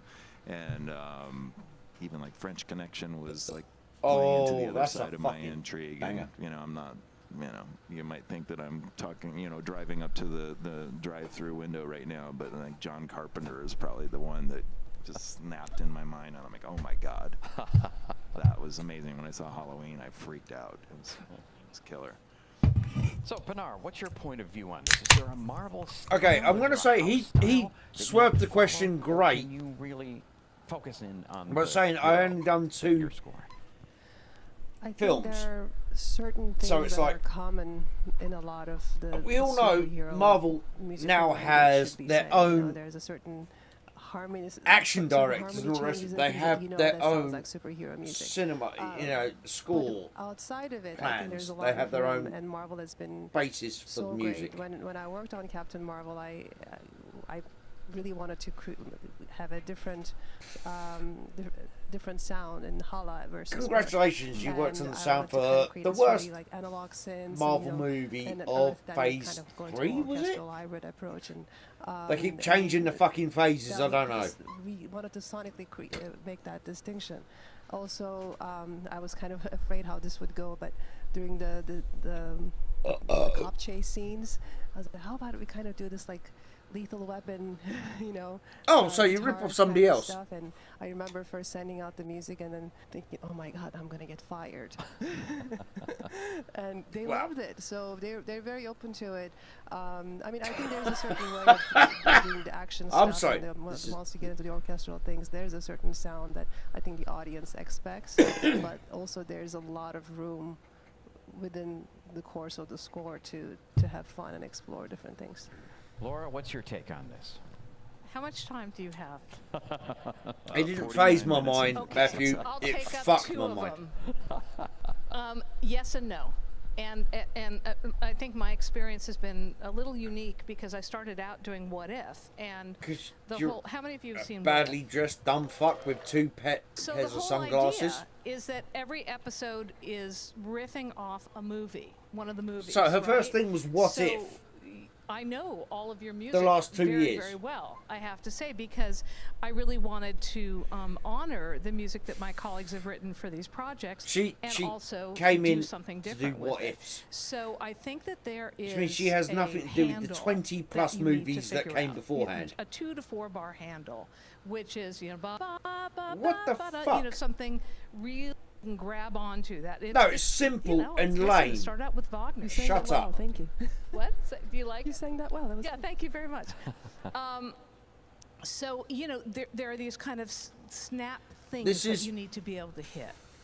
And then within that, once you have that, then I think my experience has been with, you know, through What If and Ms. Marvel and now that Matthew, you can have a tremendous amount of Matthew. latitude after you hit Do you really think that little Beetlejuice bit where, you know, everybody feels good about it, would you've accept identified that the hero as his themes, baby? you identified the leitmotif.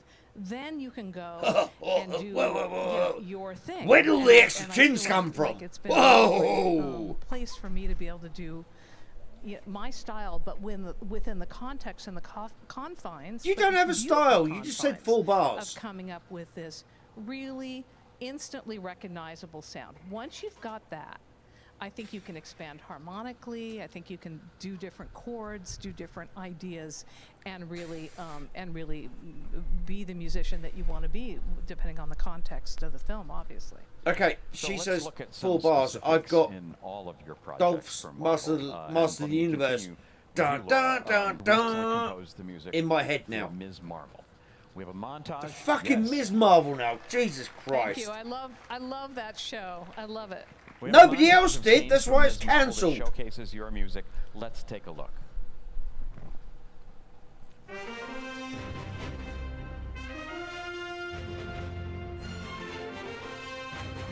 This is why it was cancelled.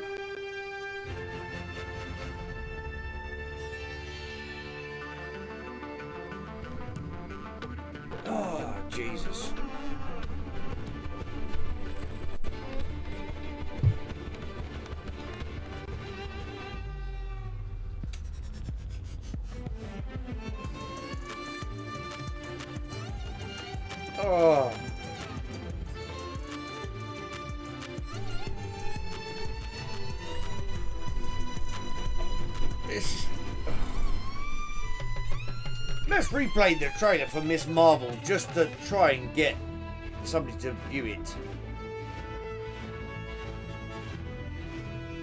You are the worst cosplayer in the world. And we retro all your fucking powers because you're a Muslim, but you're not. Magic is the devil's work in the Muslim culture, so you had to have a magical space bracelets to give you powers instead.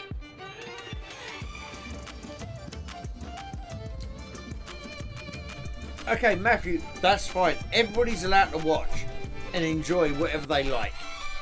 I throw no shade on anybody for what they like or what they don't like. I don't care. But if I don't like something, I will rip it a new one.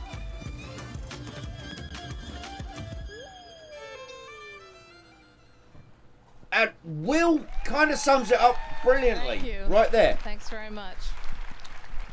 It's a teen show. You know, this was it's unique, not a superhero just for show. Marvel, but It's for billed any as a kind of superhero show, televised and she's superhero. some Got a girl whiny from fucking New Jersey, 14-year-old going. Muslim, Aruba, and Pakistan. How did all of this figure in what you needed to do musically? Well, it was a big challenge, really, because you had to, you know, da-da-dum, ba-da-dum, ba-da-dum, ba-da-da-da is the 2-bar handle, right? And so you have to have that. And what you just heard actually was the suite. And the suite, as Tyler and Pinar know, is the kind of proof of concept. You write the suite, you play it for the studio, you play it for Kevin, and you know, and Kevin Feige. Yes, Kevin Feige. And if Yeah, you, name if they drop like again. I knew that. Yeah, you did. Kevin loves music, and so this was the proof of concept. And what that cue did, and what the proof of concept did, started off with superhero, like straight out, you know, Marvel superhero, and then, you know, comes in, Raginder is this incredible Pakistani violinist who's actually performing tonight, and he was, I think, in many ways the voice of Ms. Marvel. Then, you know, their beats, and then the orchestra, and it's got to be mysterious, and it's got to be this, and it's got to be that. Then there's got to be the emotional B side of the theme. So it needs to do all of those things, and the theme has got to be able to withstand that kind of taste test, I would say. And so what you heard was most of the suite that did that. But my challenge was we wanted to bring her into the superhero world legitimately, and with dignity. And Sorry. we also wanted her to Sorry, be hip folks. and young, and we also wanted to acknowledge the rich musical tradition that is a part of her heritage. So those were all the challenges of that particular show. So did you use South Asian musicians and perhaps other unique musicians that perhaps... By the way, folks, I know I'm not very entertaining, and I do you can hear apologise for that. And just what you heard there, Raginder, It's who's playing the fucking- violin in a really unique way, Ganavia Adorswamy, who's a South Indian Carnatic singer, Rasika, who was playing Bansuri flute on top of the B theme. So there were probably about 10 musicians that we used, as well as the orchestra and choir in Vienna. And Vienna.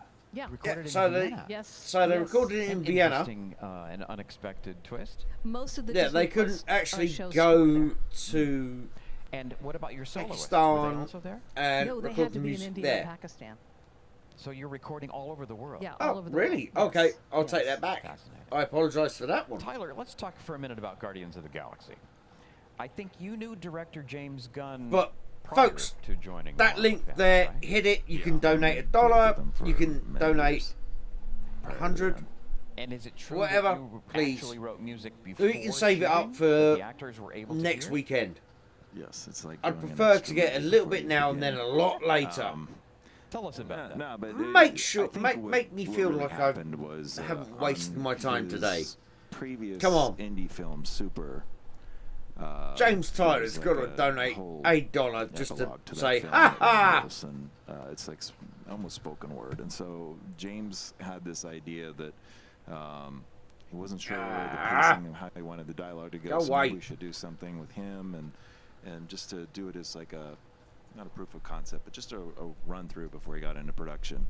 And so he did, we recorded Rain, and it just sat there for, his recording for a couple of weeks, and maybe longer than that. And James is like, hey, I'm going to shoot this sequence. I need the music for it. I'm like, you do? So I wrote the sequence in about an hour, and he loved filming to it. And he thought, you know, isn't that the way Sergio Leone and Ennio Morricone used to do this? And I'm like, well, yeah, perhaps they did. So one thing led to the next, and I just started writing themes and sending him sketches, and he then played them on set. And I think for the second one, actually everyone had earbuds, and they removed them digitally after the fact. But I was actually in the first movie for 2 frames. I was a Ravager pilot. But then when we got back to LA, or when I got back to LA, I was in the scoring process, and they had some reshoots. I'm like, just shoot me out of it. I don't need to be part of that. But I was on set long enough to feel the power of the music on the set. And love the way he's dropping the bombs there. And really brought everybody together, not just the actors, but all the cinematographer and the gaffers, everybody who was there working. Everyone was synchronous because the music was that central idea that everyone experienced at that time. Yeah. But it was a lot of fun. And definitely, you know, also to further, like Laura's point, you know, all of these properties have an origin story, and that's part of your score, however you interpret that to be. And then there's a story that the director is telling in this particular movie. And that's where I think we have more of our own personal style and our opportunity to imbue the music with that. And that's where you see the distinction between the composers, because everybody who gets to the point of doing one of these is no slouch. I mean, you've got to be able to do something pretty decent to do one of these movies. They're very, very challenging. Though, of course, anyway, they're challenging. It's really, you know, that was my point. I'm excited just to be here with you people. John makes me feel like such a professional. Of course he's excited. He's like, I'm getting some money out of this the again. Original Guardians movie from 2014, a crucial scene where music plays an important role. Let's watch Groot Cocoon. Here we go. See, now this is a great scene. I'm not going to lie, this is a great scene. But this to me says they are running out of shit to show people. So they go, oh, here's what you really loved. What, 8 years ago? Look at this again. It's...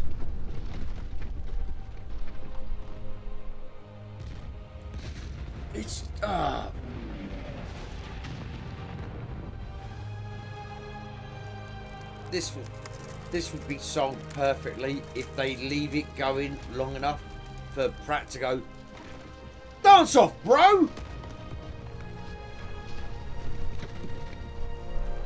But no, they won't.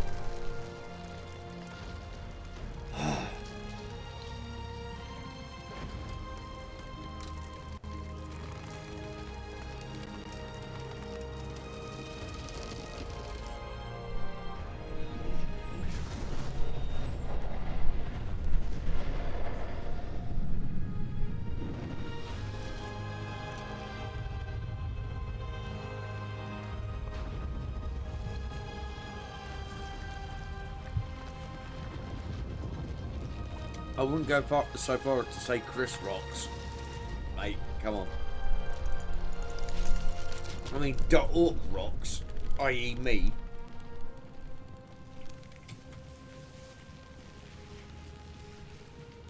No, Groot. You can't. You'll die. Why are you doing this? Why?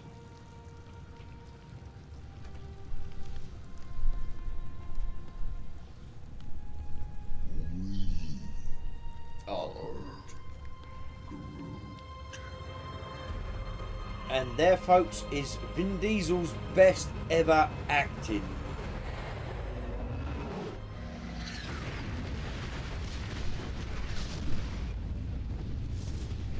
So right there was Vin Diesel's Oscar nomination.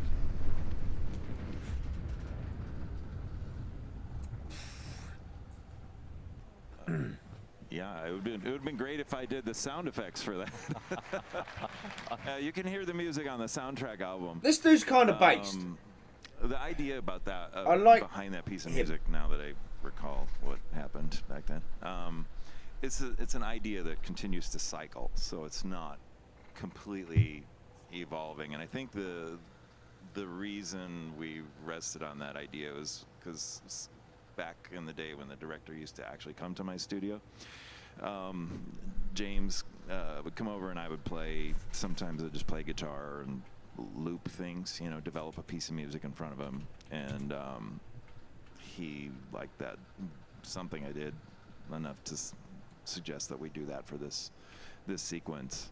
And so that became Groot Cocoon. And I do crazy things like that every now and again, because these guys know what it's like to go to Marvel and play your, you know, do a score review, and it's pretty nerve-wracking. I mean, you want everybody to be happy, and everybody. No, it's really only nerve-wracking because he's a man that we work with, you know, but their expectations are pretty high. So it can be antiseptic, just sending your music in, and so occasionally I'll schedule a few extra minutes so they're not aware that I'm going to play live at the end of the session, just to show them, here's music, and I'll play live to the picture. For the first time, they'll see the idea. And I've done that a couple of times, and that fortunately worked out pretty well. But to me, music is all about living and breathing and storytelling and emotion, and I really don't Gibbon, care what it the was requirement of the music is, other than Oscar went to shaving Ryan's privates. If we're gonna bang on a garbage can, that's not fine. saving Ryan's privates, it was shaving to work with Ryan's privates. Orchestra and choir, then I had this amazing gonna most aptly 46-page glossy magazine that went into And it now a in question depth. for you, Pinar. Lots you of were pictures. the first woman to score a Marvel Cinematic Universe movie, Captain Marvel. Which sucked! Thank you. Yeah, don't applaud Captain Marvel. When you got the job, were you aware that this would be both groundbreaking and much talked about? You notice I've not done any Well, wide it was shots of the groundbreaking crowd for my cheering. life. You notice yes this? and no. I mean, you, of course. You, Oh shit! kind of Hold had the this thought of fucking like, oh, fuck! great, Right, hold now on. Let me a refresh. girl in Turkey Sorry, I have not has got an the donos example. alert going on. And there's So because when I was growing up and when I wanted to do this, my family was supportive, but everybody else I would hear from friends. You okay, know, what? It's just if you're gonna go to Berkeley and study film scoring. Yeah, that's just a waste of. You're not gonna get a job. I'm doing not that. You know that, right? getting so it kind donos of took me back to those times through. when I was told so many times that I couldn't do this. So, and I wish there was an example of someone. Oh, but that Yeah, person did Matthew, it, so I it's agree with you possible. totally And I was on hoping this. that maybe at that point I could be that person for someone somewhere. Yeah. Your Captain Marvel theme. Yes. And now there's I've an not had example. anything come through on the Your Captain donos. Marvel theme is among the most memorable of recent Marvel movies. So let's take a quick look at two clips. One from your film Captain Marvel and another from Avengers Yeah, Endgame. Razzies count. Yeah, Razzies do count. Okay, you're telling me to go through the list slowly. I'm refreshing the page every 5 seconds. I am seeing nothing at the moment. I still have the basic. I still have the OG6 from the other day.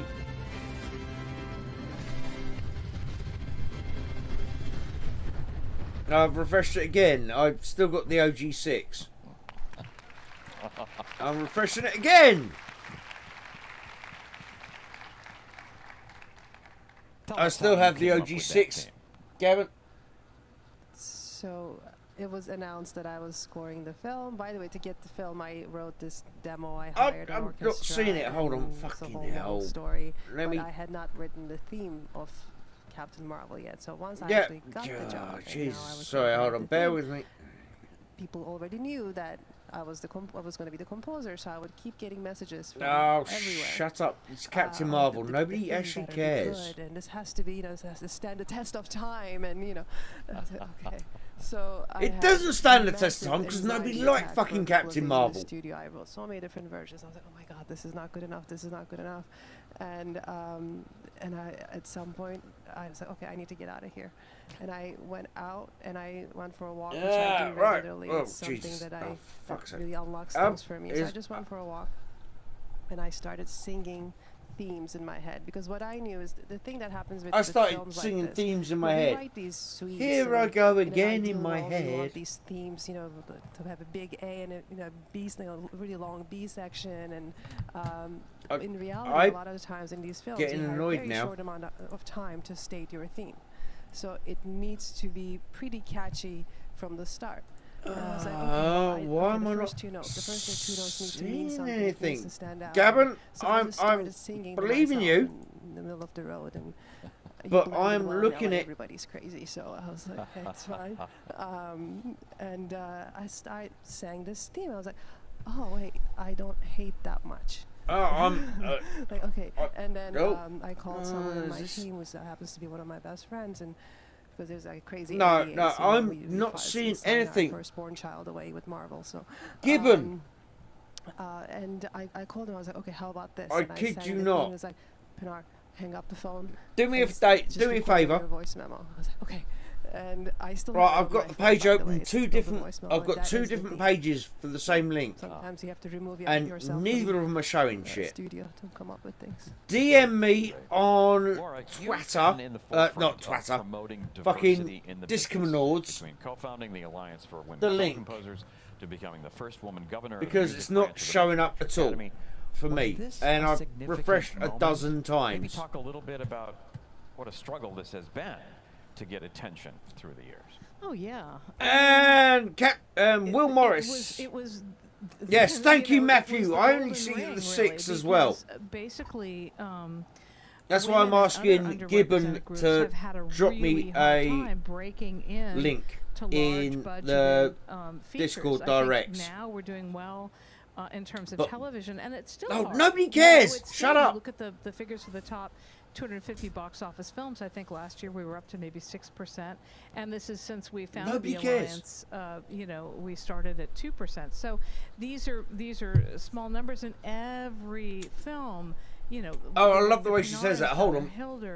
2 years ago, there was a global lockdown. These are big, significant milestones. Will says Captain now I Marvel think the must next one is be just to have it must have not been be a shit so show rare. behind the And scenes. to not have it be Because like, oh, wow, Anna this is happening. Bowden, It Ryan needs to Fleck become something that's are quality that's more filmmakers, common. And I having think, done as I great said, we're work on seeing smaller that movies. In TV, Yes. you know, we had Natalie Captain get Marvel was a nominated complete for shit for show. Loki, and I think Amy Dougherty did She-Hulk, and so there's, you know, now we're in the Marvel trusts us, which is awesome, and so All right, we just I'm need to keep going. clicking and, on the direct and link hit you've that, sent me, Gavin. Continue to hit that feature level with Gibbon. the big budgets and show. And that it's we, only that showing we have me orchestral the same thing. chops, It's that showing we me have 6. thematic chops that we can work at the highest levels. So let's talk about your It's music showing me for 6. another It's the Marvel same series, link What I If? have.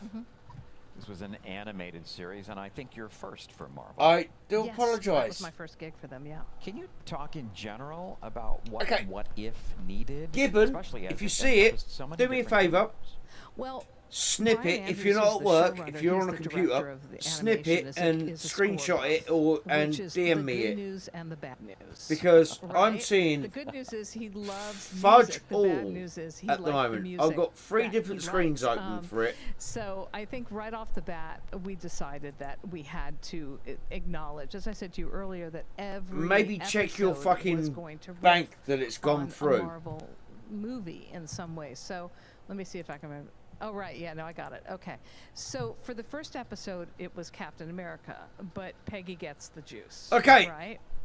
He So sent me a if you've got screenshot the, saying he's done another tenner. Sylvester's Captain Marvel theme, which goes dum, ba, da, Which dum, is dum, bum, right? fucking- Another 2-bar handle. You are What do you do mental. for Peggy? Do you use Captain You America's are theme? an But idiot. She's not Captain America, right? She's And I different. love She's- it because the you're whole sending idea is that it's the spin. charity So I money. literally turned it upside down. But so her theme is bum, ba, ba, I'm bum, guessing bum, it's bum. taking So a while all because the- I'm guessing the that's on your rhythm is the same, phone. but the intervals go I'm in guessing different it's directions. taking a So while bum, ba, ba, to bum, bum, bum, bum, ba, ba, catch bum, up. bum, bum, and so forth and so on. So the idea behind What If is I'm every going episode to plays thank with you very something much from in the advance. MCU, and then we figure out how much we want to play with that. If if we're going to lean into refreshing that, again. use those themes, if we're going to lean away from it. Yeah, and dude, almost every maybe check episode your has bank, because multiple new thematic ideas as well. Like me and Peggy Matthew never are had a getting the love same theme, problem. We're only seeing right? that. So I created So, one that has spanned over a number of episodes now. I at don't this know. point. And of the most moving anybody who's episodes complaining was about us talking What If over Doctor her, Strange lost his heart she's instead of chatting his shit Mm-hmm. 90% Let's of the take a time, look so at a nobody clip from that cares. now. Oh God, no!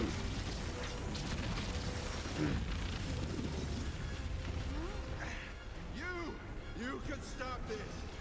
Please, fix this.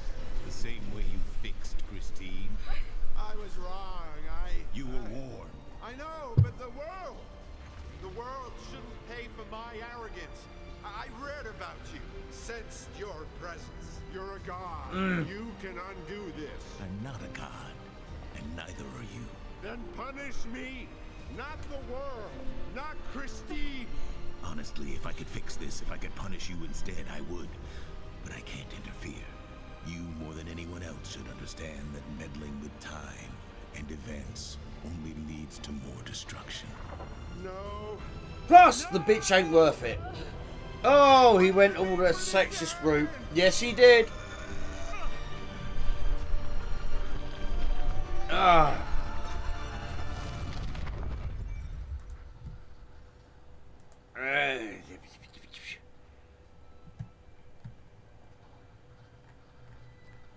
No, Gibbon. I just refreshed it again. I'm not showing it. I'm not showing it. I don't know what's going on. I'm sorry. I don't know. I do not know. I do not know. What did you do? No. But you sent me the screenshot, so I'm going to proactively say, dude, you're an idiot. You need to stop well, actually, fuck it. No, you need to send me... One life. Send one me? Choice Send the charity can destroy the entire universe. another donation like that, but move the decimal point a couple of points, a couple of levels over to the right. But I know that's a perfect you work, example and I where, know again, that you don't was have sarcasm. music That for was the a two of joke. them in the film, so You've it's an done more than opportunity enough to create already, something dude. New, even though earlier we So used, I'm some seeing of that, Michael's music. and that's great. One last question about What If. It's just not refreshing on my page at the moment, and Matthew's having the same thing. Yes, there is. one You of my know, and favorite that's the characters. main Whoa! title thing. Show stream unavailable. Really? And I could go on. That's 4 bars, you know. But What? I won't continue on beyond the 2-bar handle. But yeah, that's the Watcher theme, and that's kind of the What If theme, and that is the Whoa! theme that is the continuity. Okay, among I've got episodes. policy violations. Tyler, you've also helped to bring the Marvel Universe to life at Disney parks and resorts. First, we have Guardians of the Galaxy Mission Lookout at Disney's California Adventure. Let's take a quick look at a clip.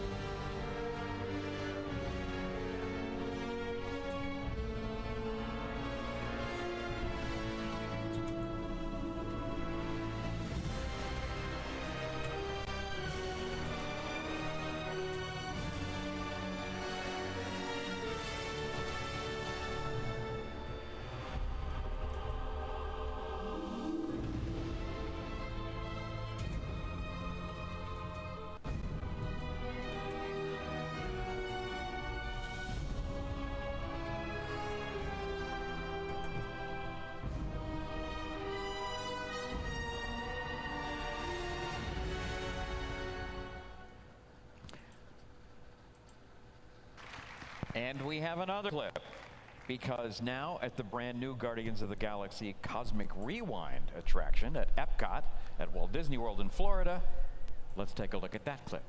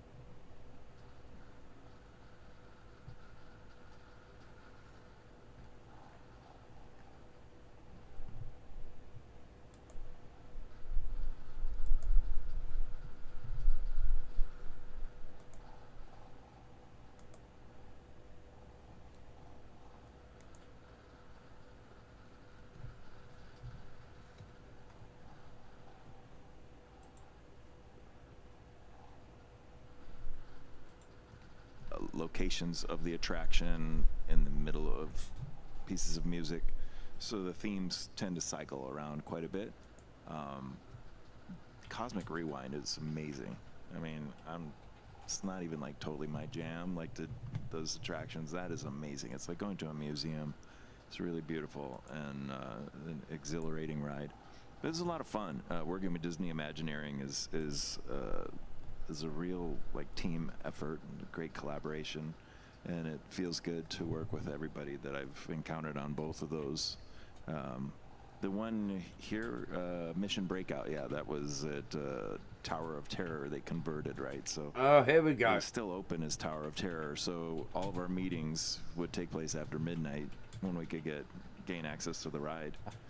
Very interesting. They never the lights and the music. All right, I'm back, baby. And even at midnight, we've lost most people. It's always on. I asked them. Okay. Like, really?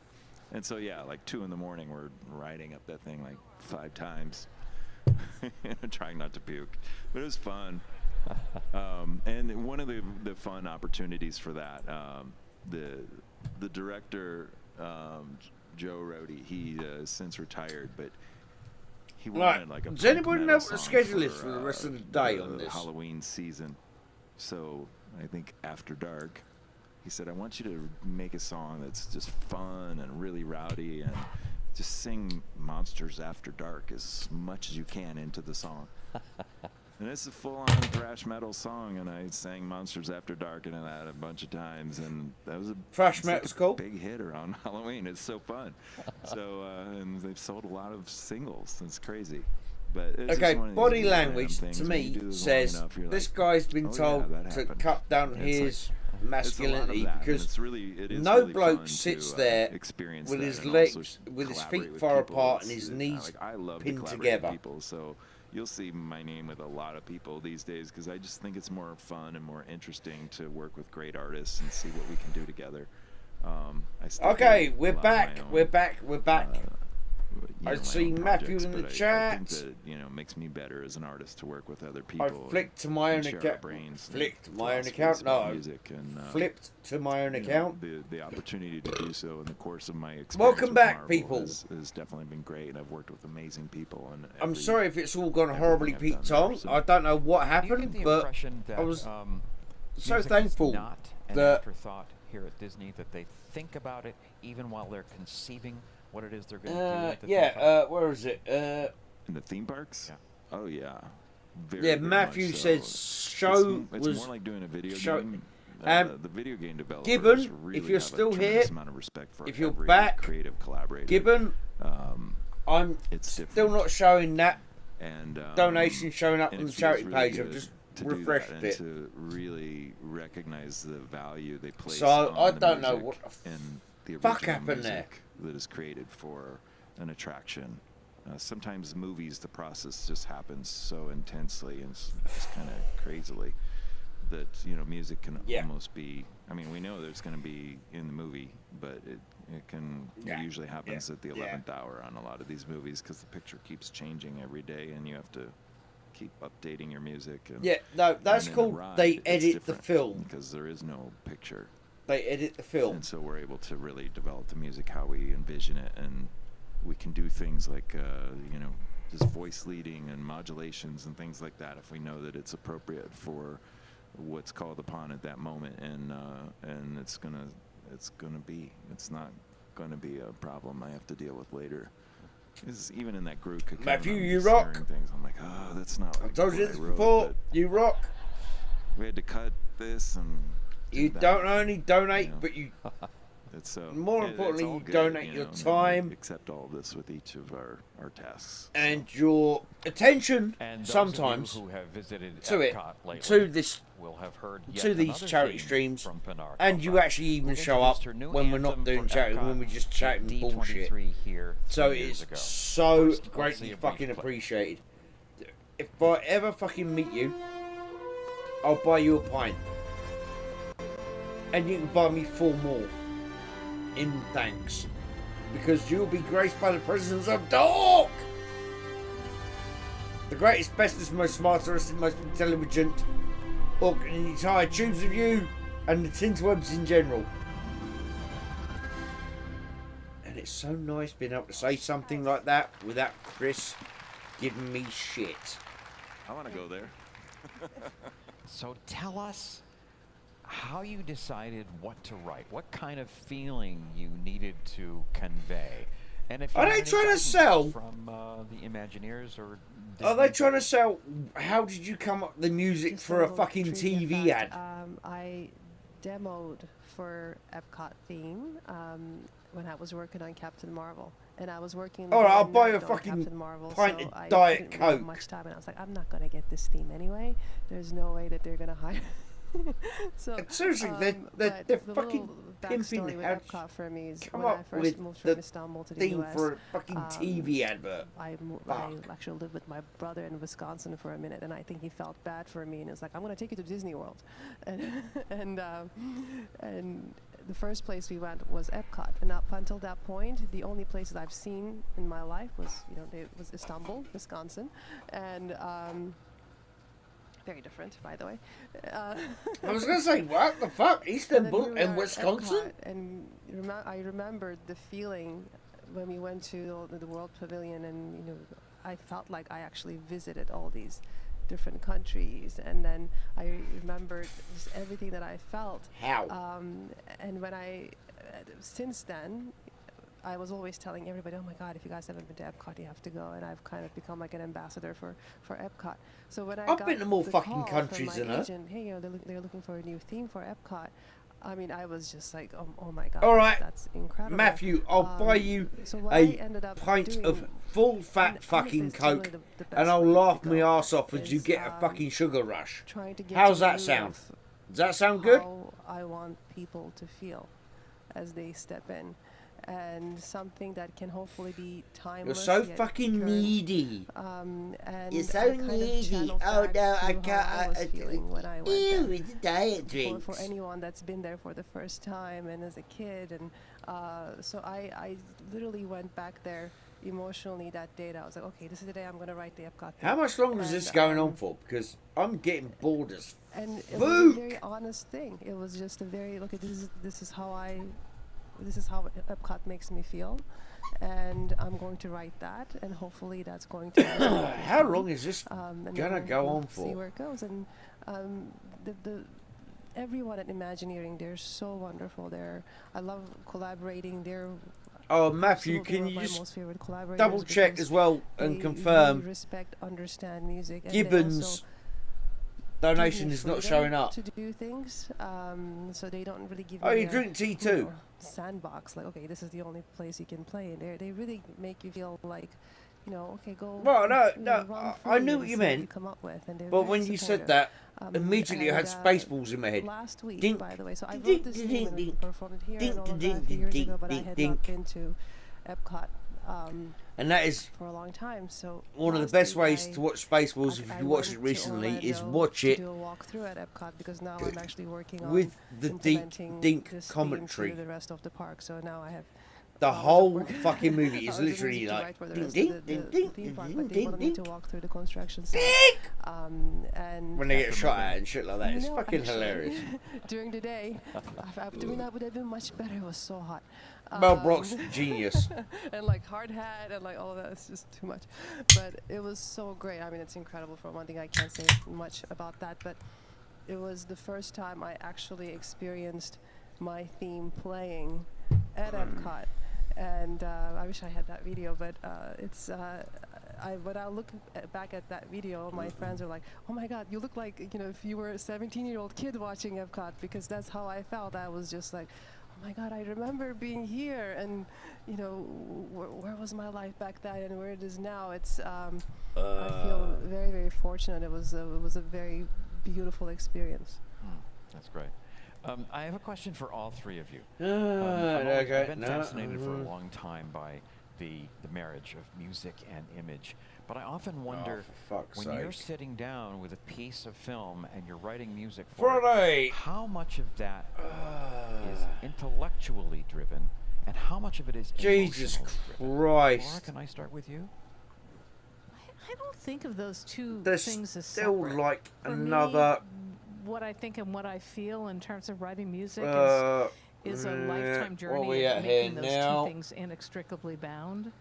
There's still so another 4 hours of shit going on. oftentimes, I will work on something Allegedly. generally at the piano first without picture. Fuck you know, off to make with the sure, again, that pop-ups. these themes are strong and that they hold.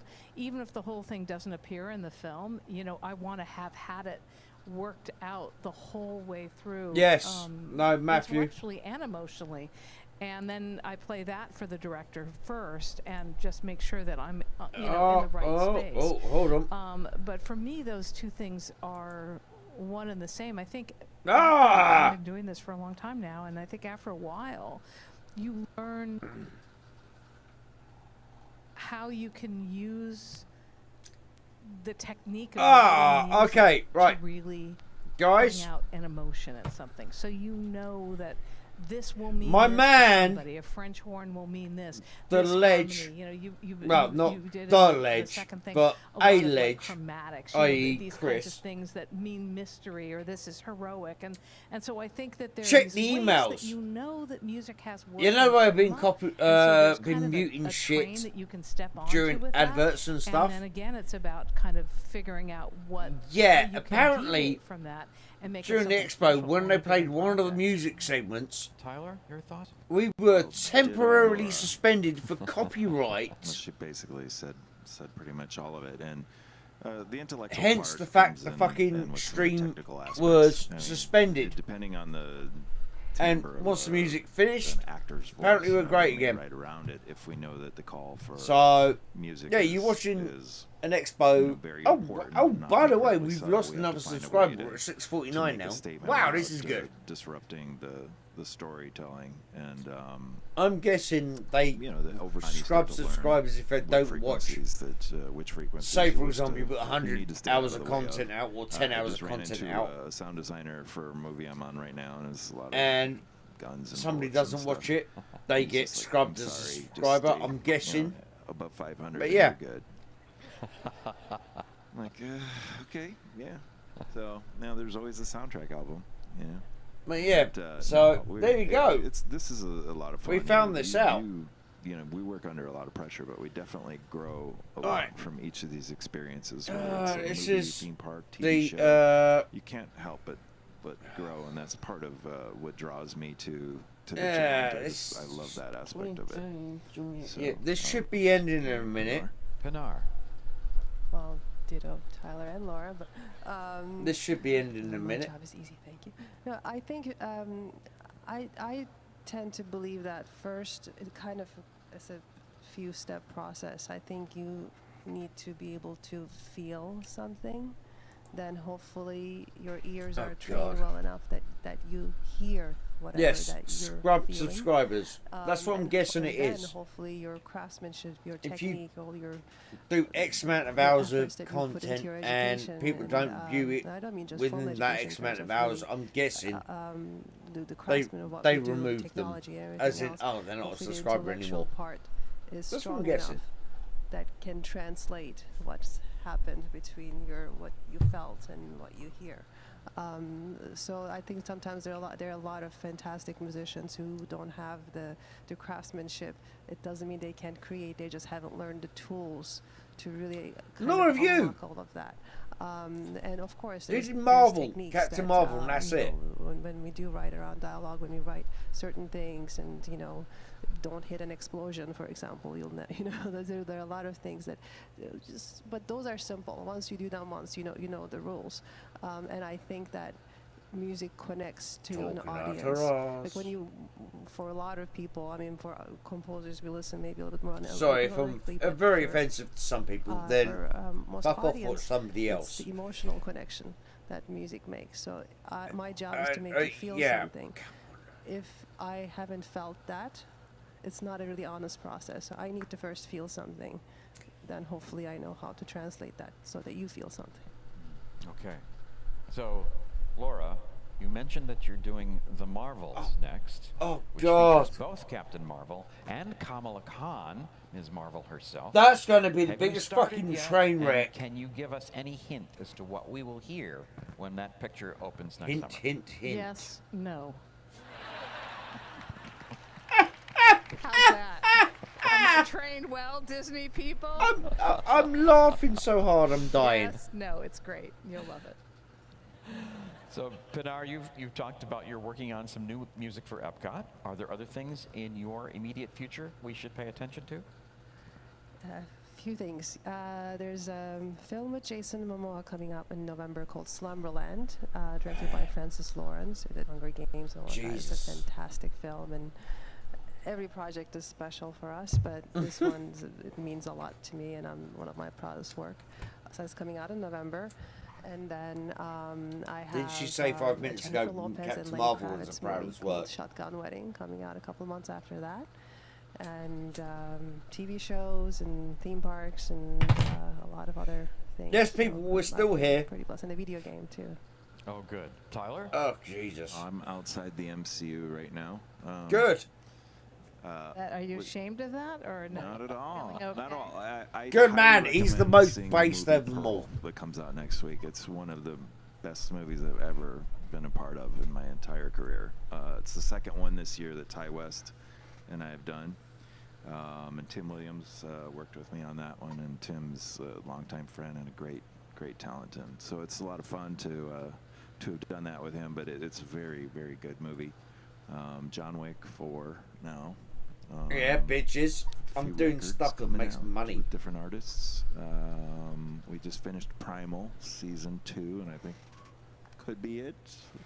Have a few other shows going right now, and that's all good stuff. I don't like to talk too much about these things until they're in the theater. Yeah, I'm the cool guy. Anyway, it's all blown very me good, own horn. very exciting stuff happening right now, and I'm grateful. You can hear more of our guests and many other composers on previous episodes of the Disney Force Scores podcast series, available wherever you listen to podcasts. But I need to thank you for being such a great audience, as well as to you watching on the live 60 stream. people. And now, please help me thank our guests. Pinar Toprak, I want Tyler them to Bates, do a wide Laura shot, Cartman. just to show how empty the fucking theatre is. It was like 3 rows of fucking seating. Come on, do a wide shot.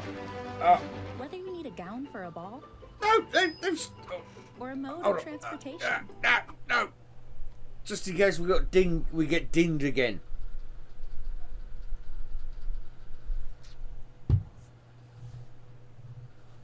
Okay, folks. I'm thinking, as it's fucking 11:30 at night my time,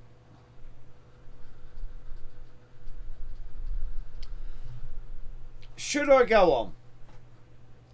Should I go on? Should I watch more of this? Absolute fucking travesty.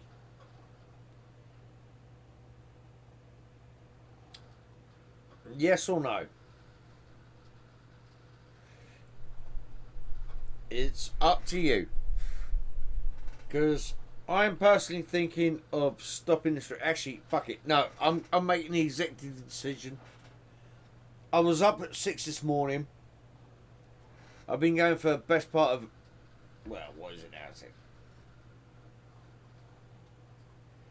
Yeah, well, how long have I been fucking going for? 18 hours. I've been going for 18 hours at work and shit. I'm going to call it quits here. I do apologise if I missed something actually good. But it's been fun ripping on people. And I might be back here tomorrow for part 2, where hopefully something more interesting happens. So, guys, thank you very much. I'm gonna... Right. If you're watching on replay and you've stuck to the end of this fucking travesty, I salute you, and there is the link again. Thank you ever so much. You can donate anything from $1 to $1,000. I prefer $1,000 for the charity. But, right, guys, I'm going to call it here. Have yourselves a fantastic night. I am the Orc.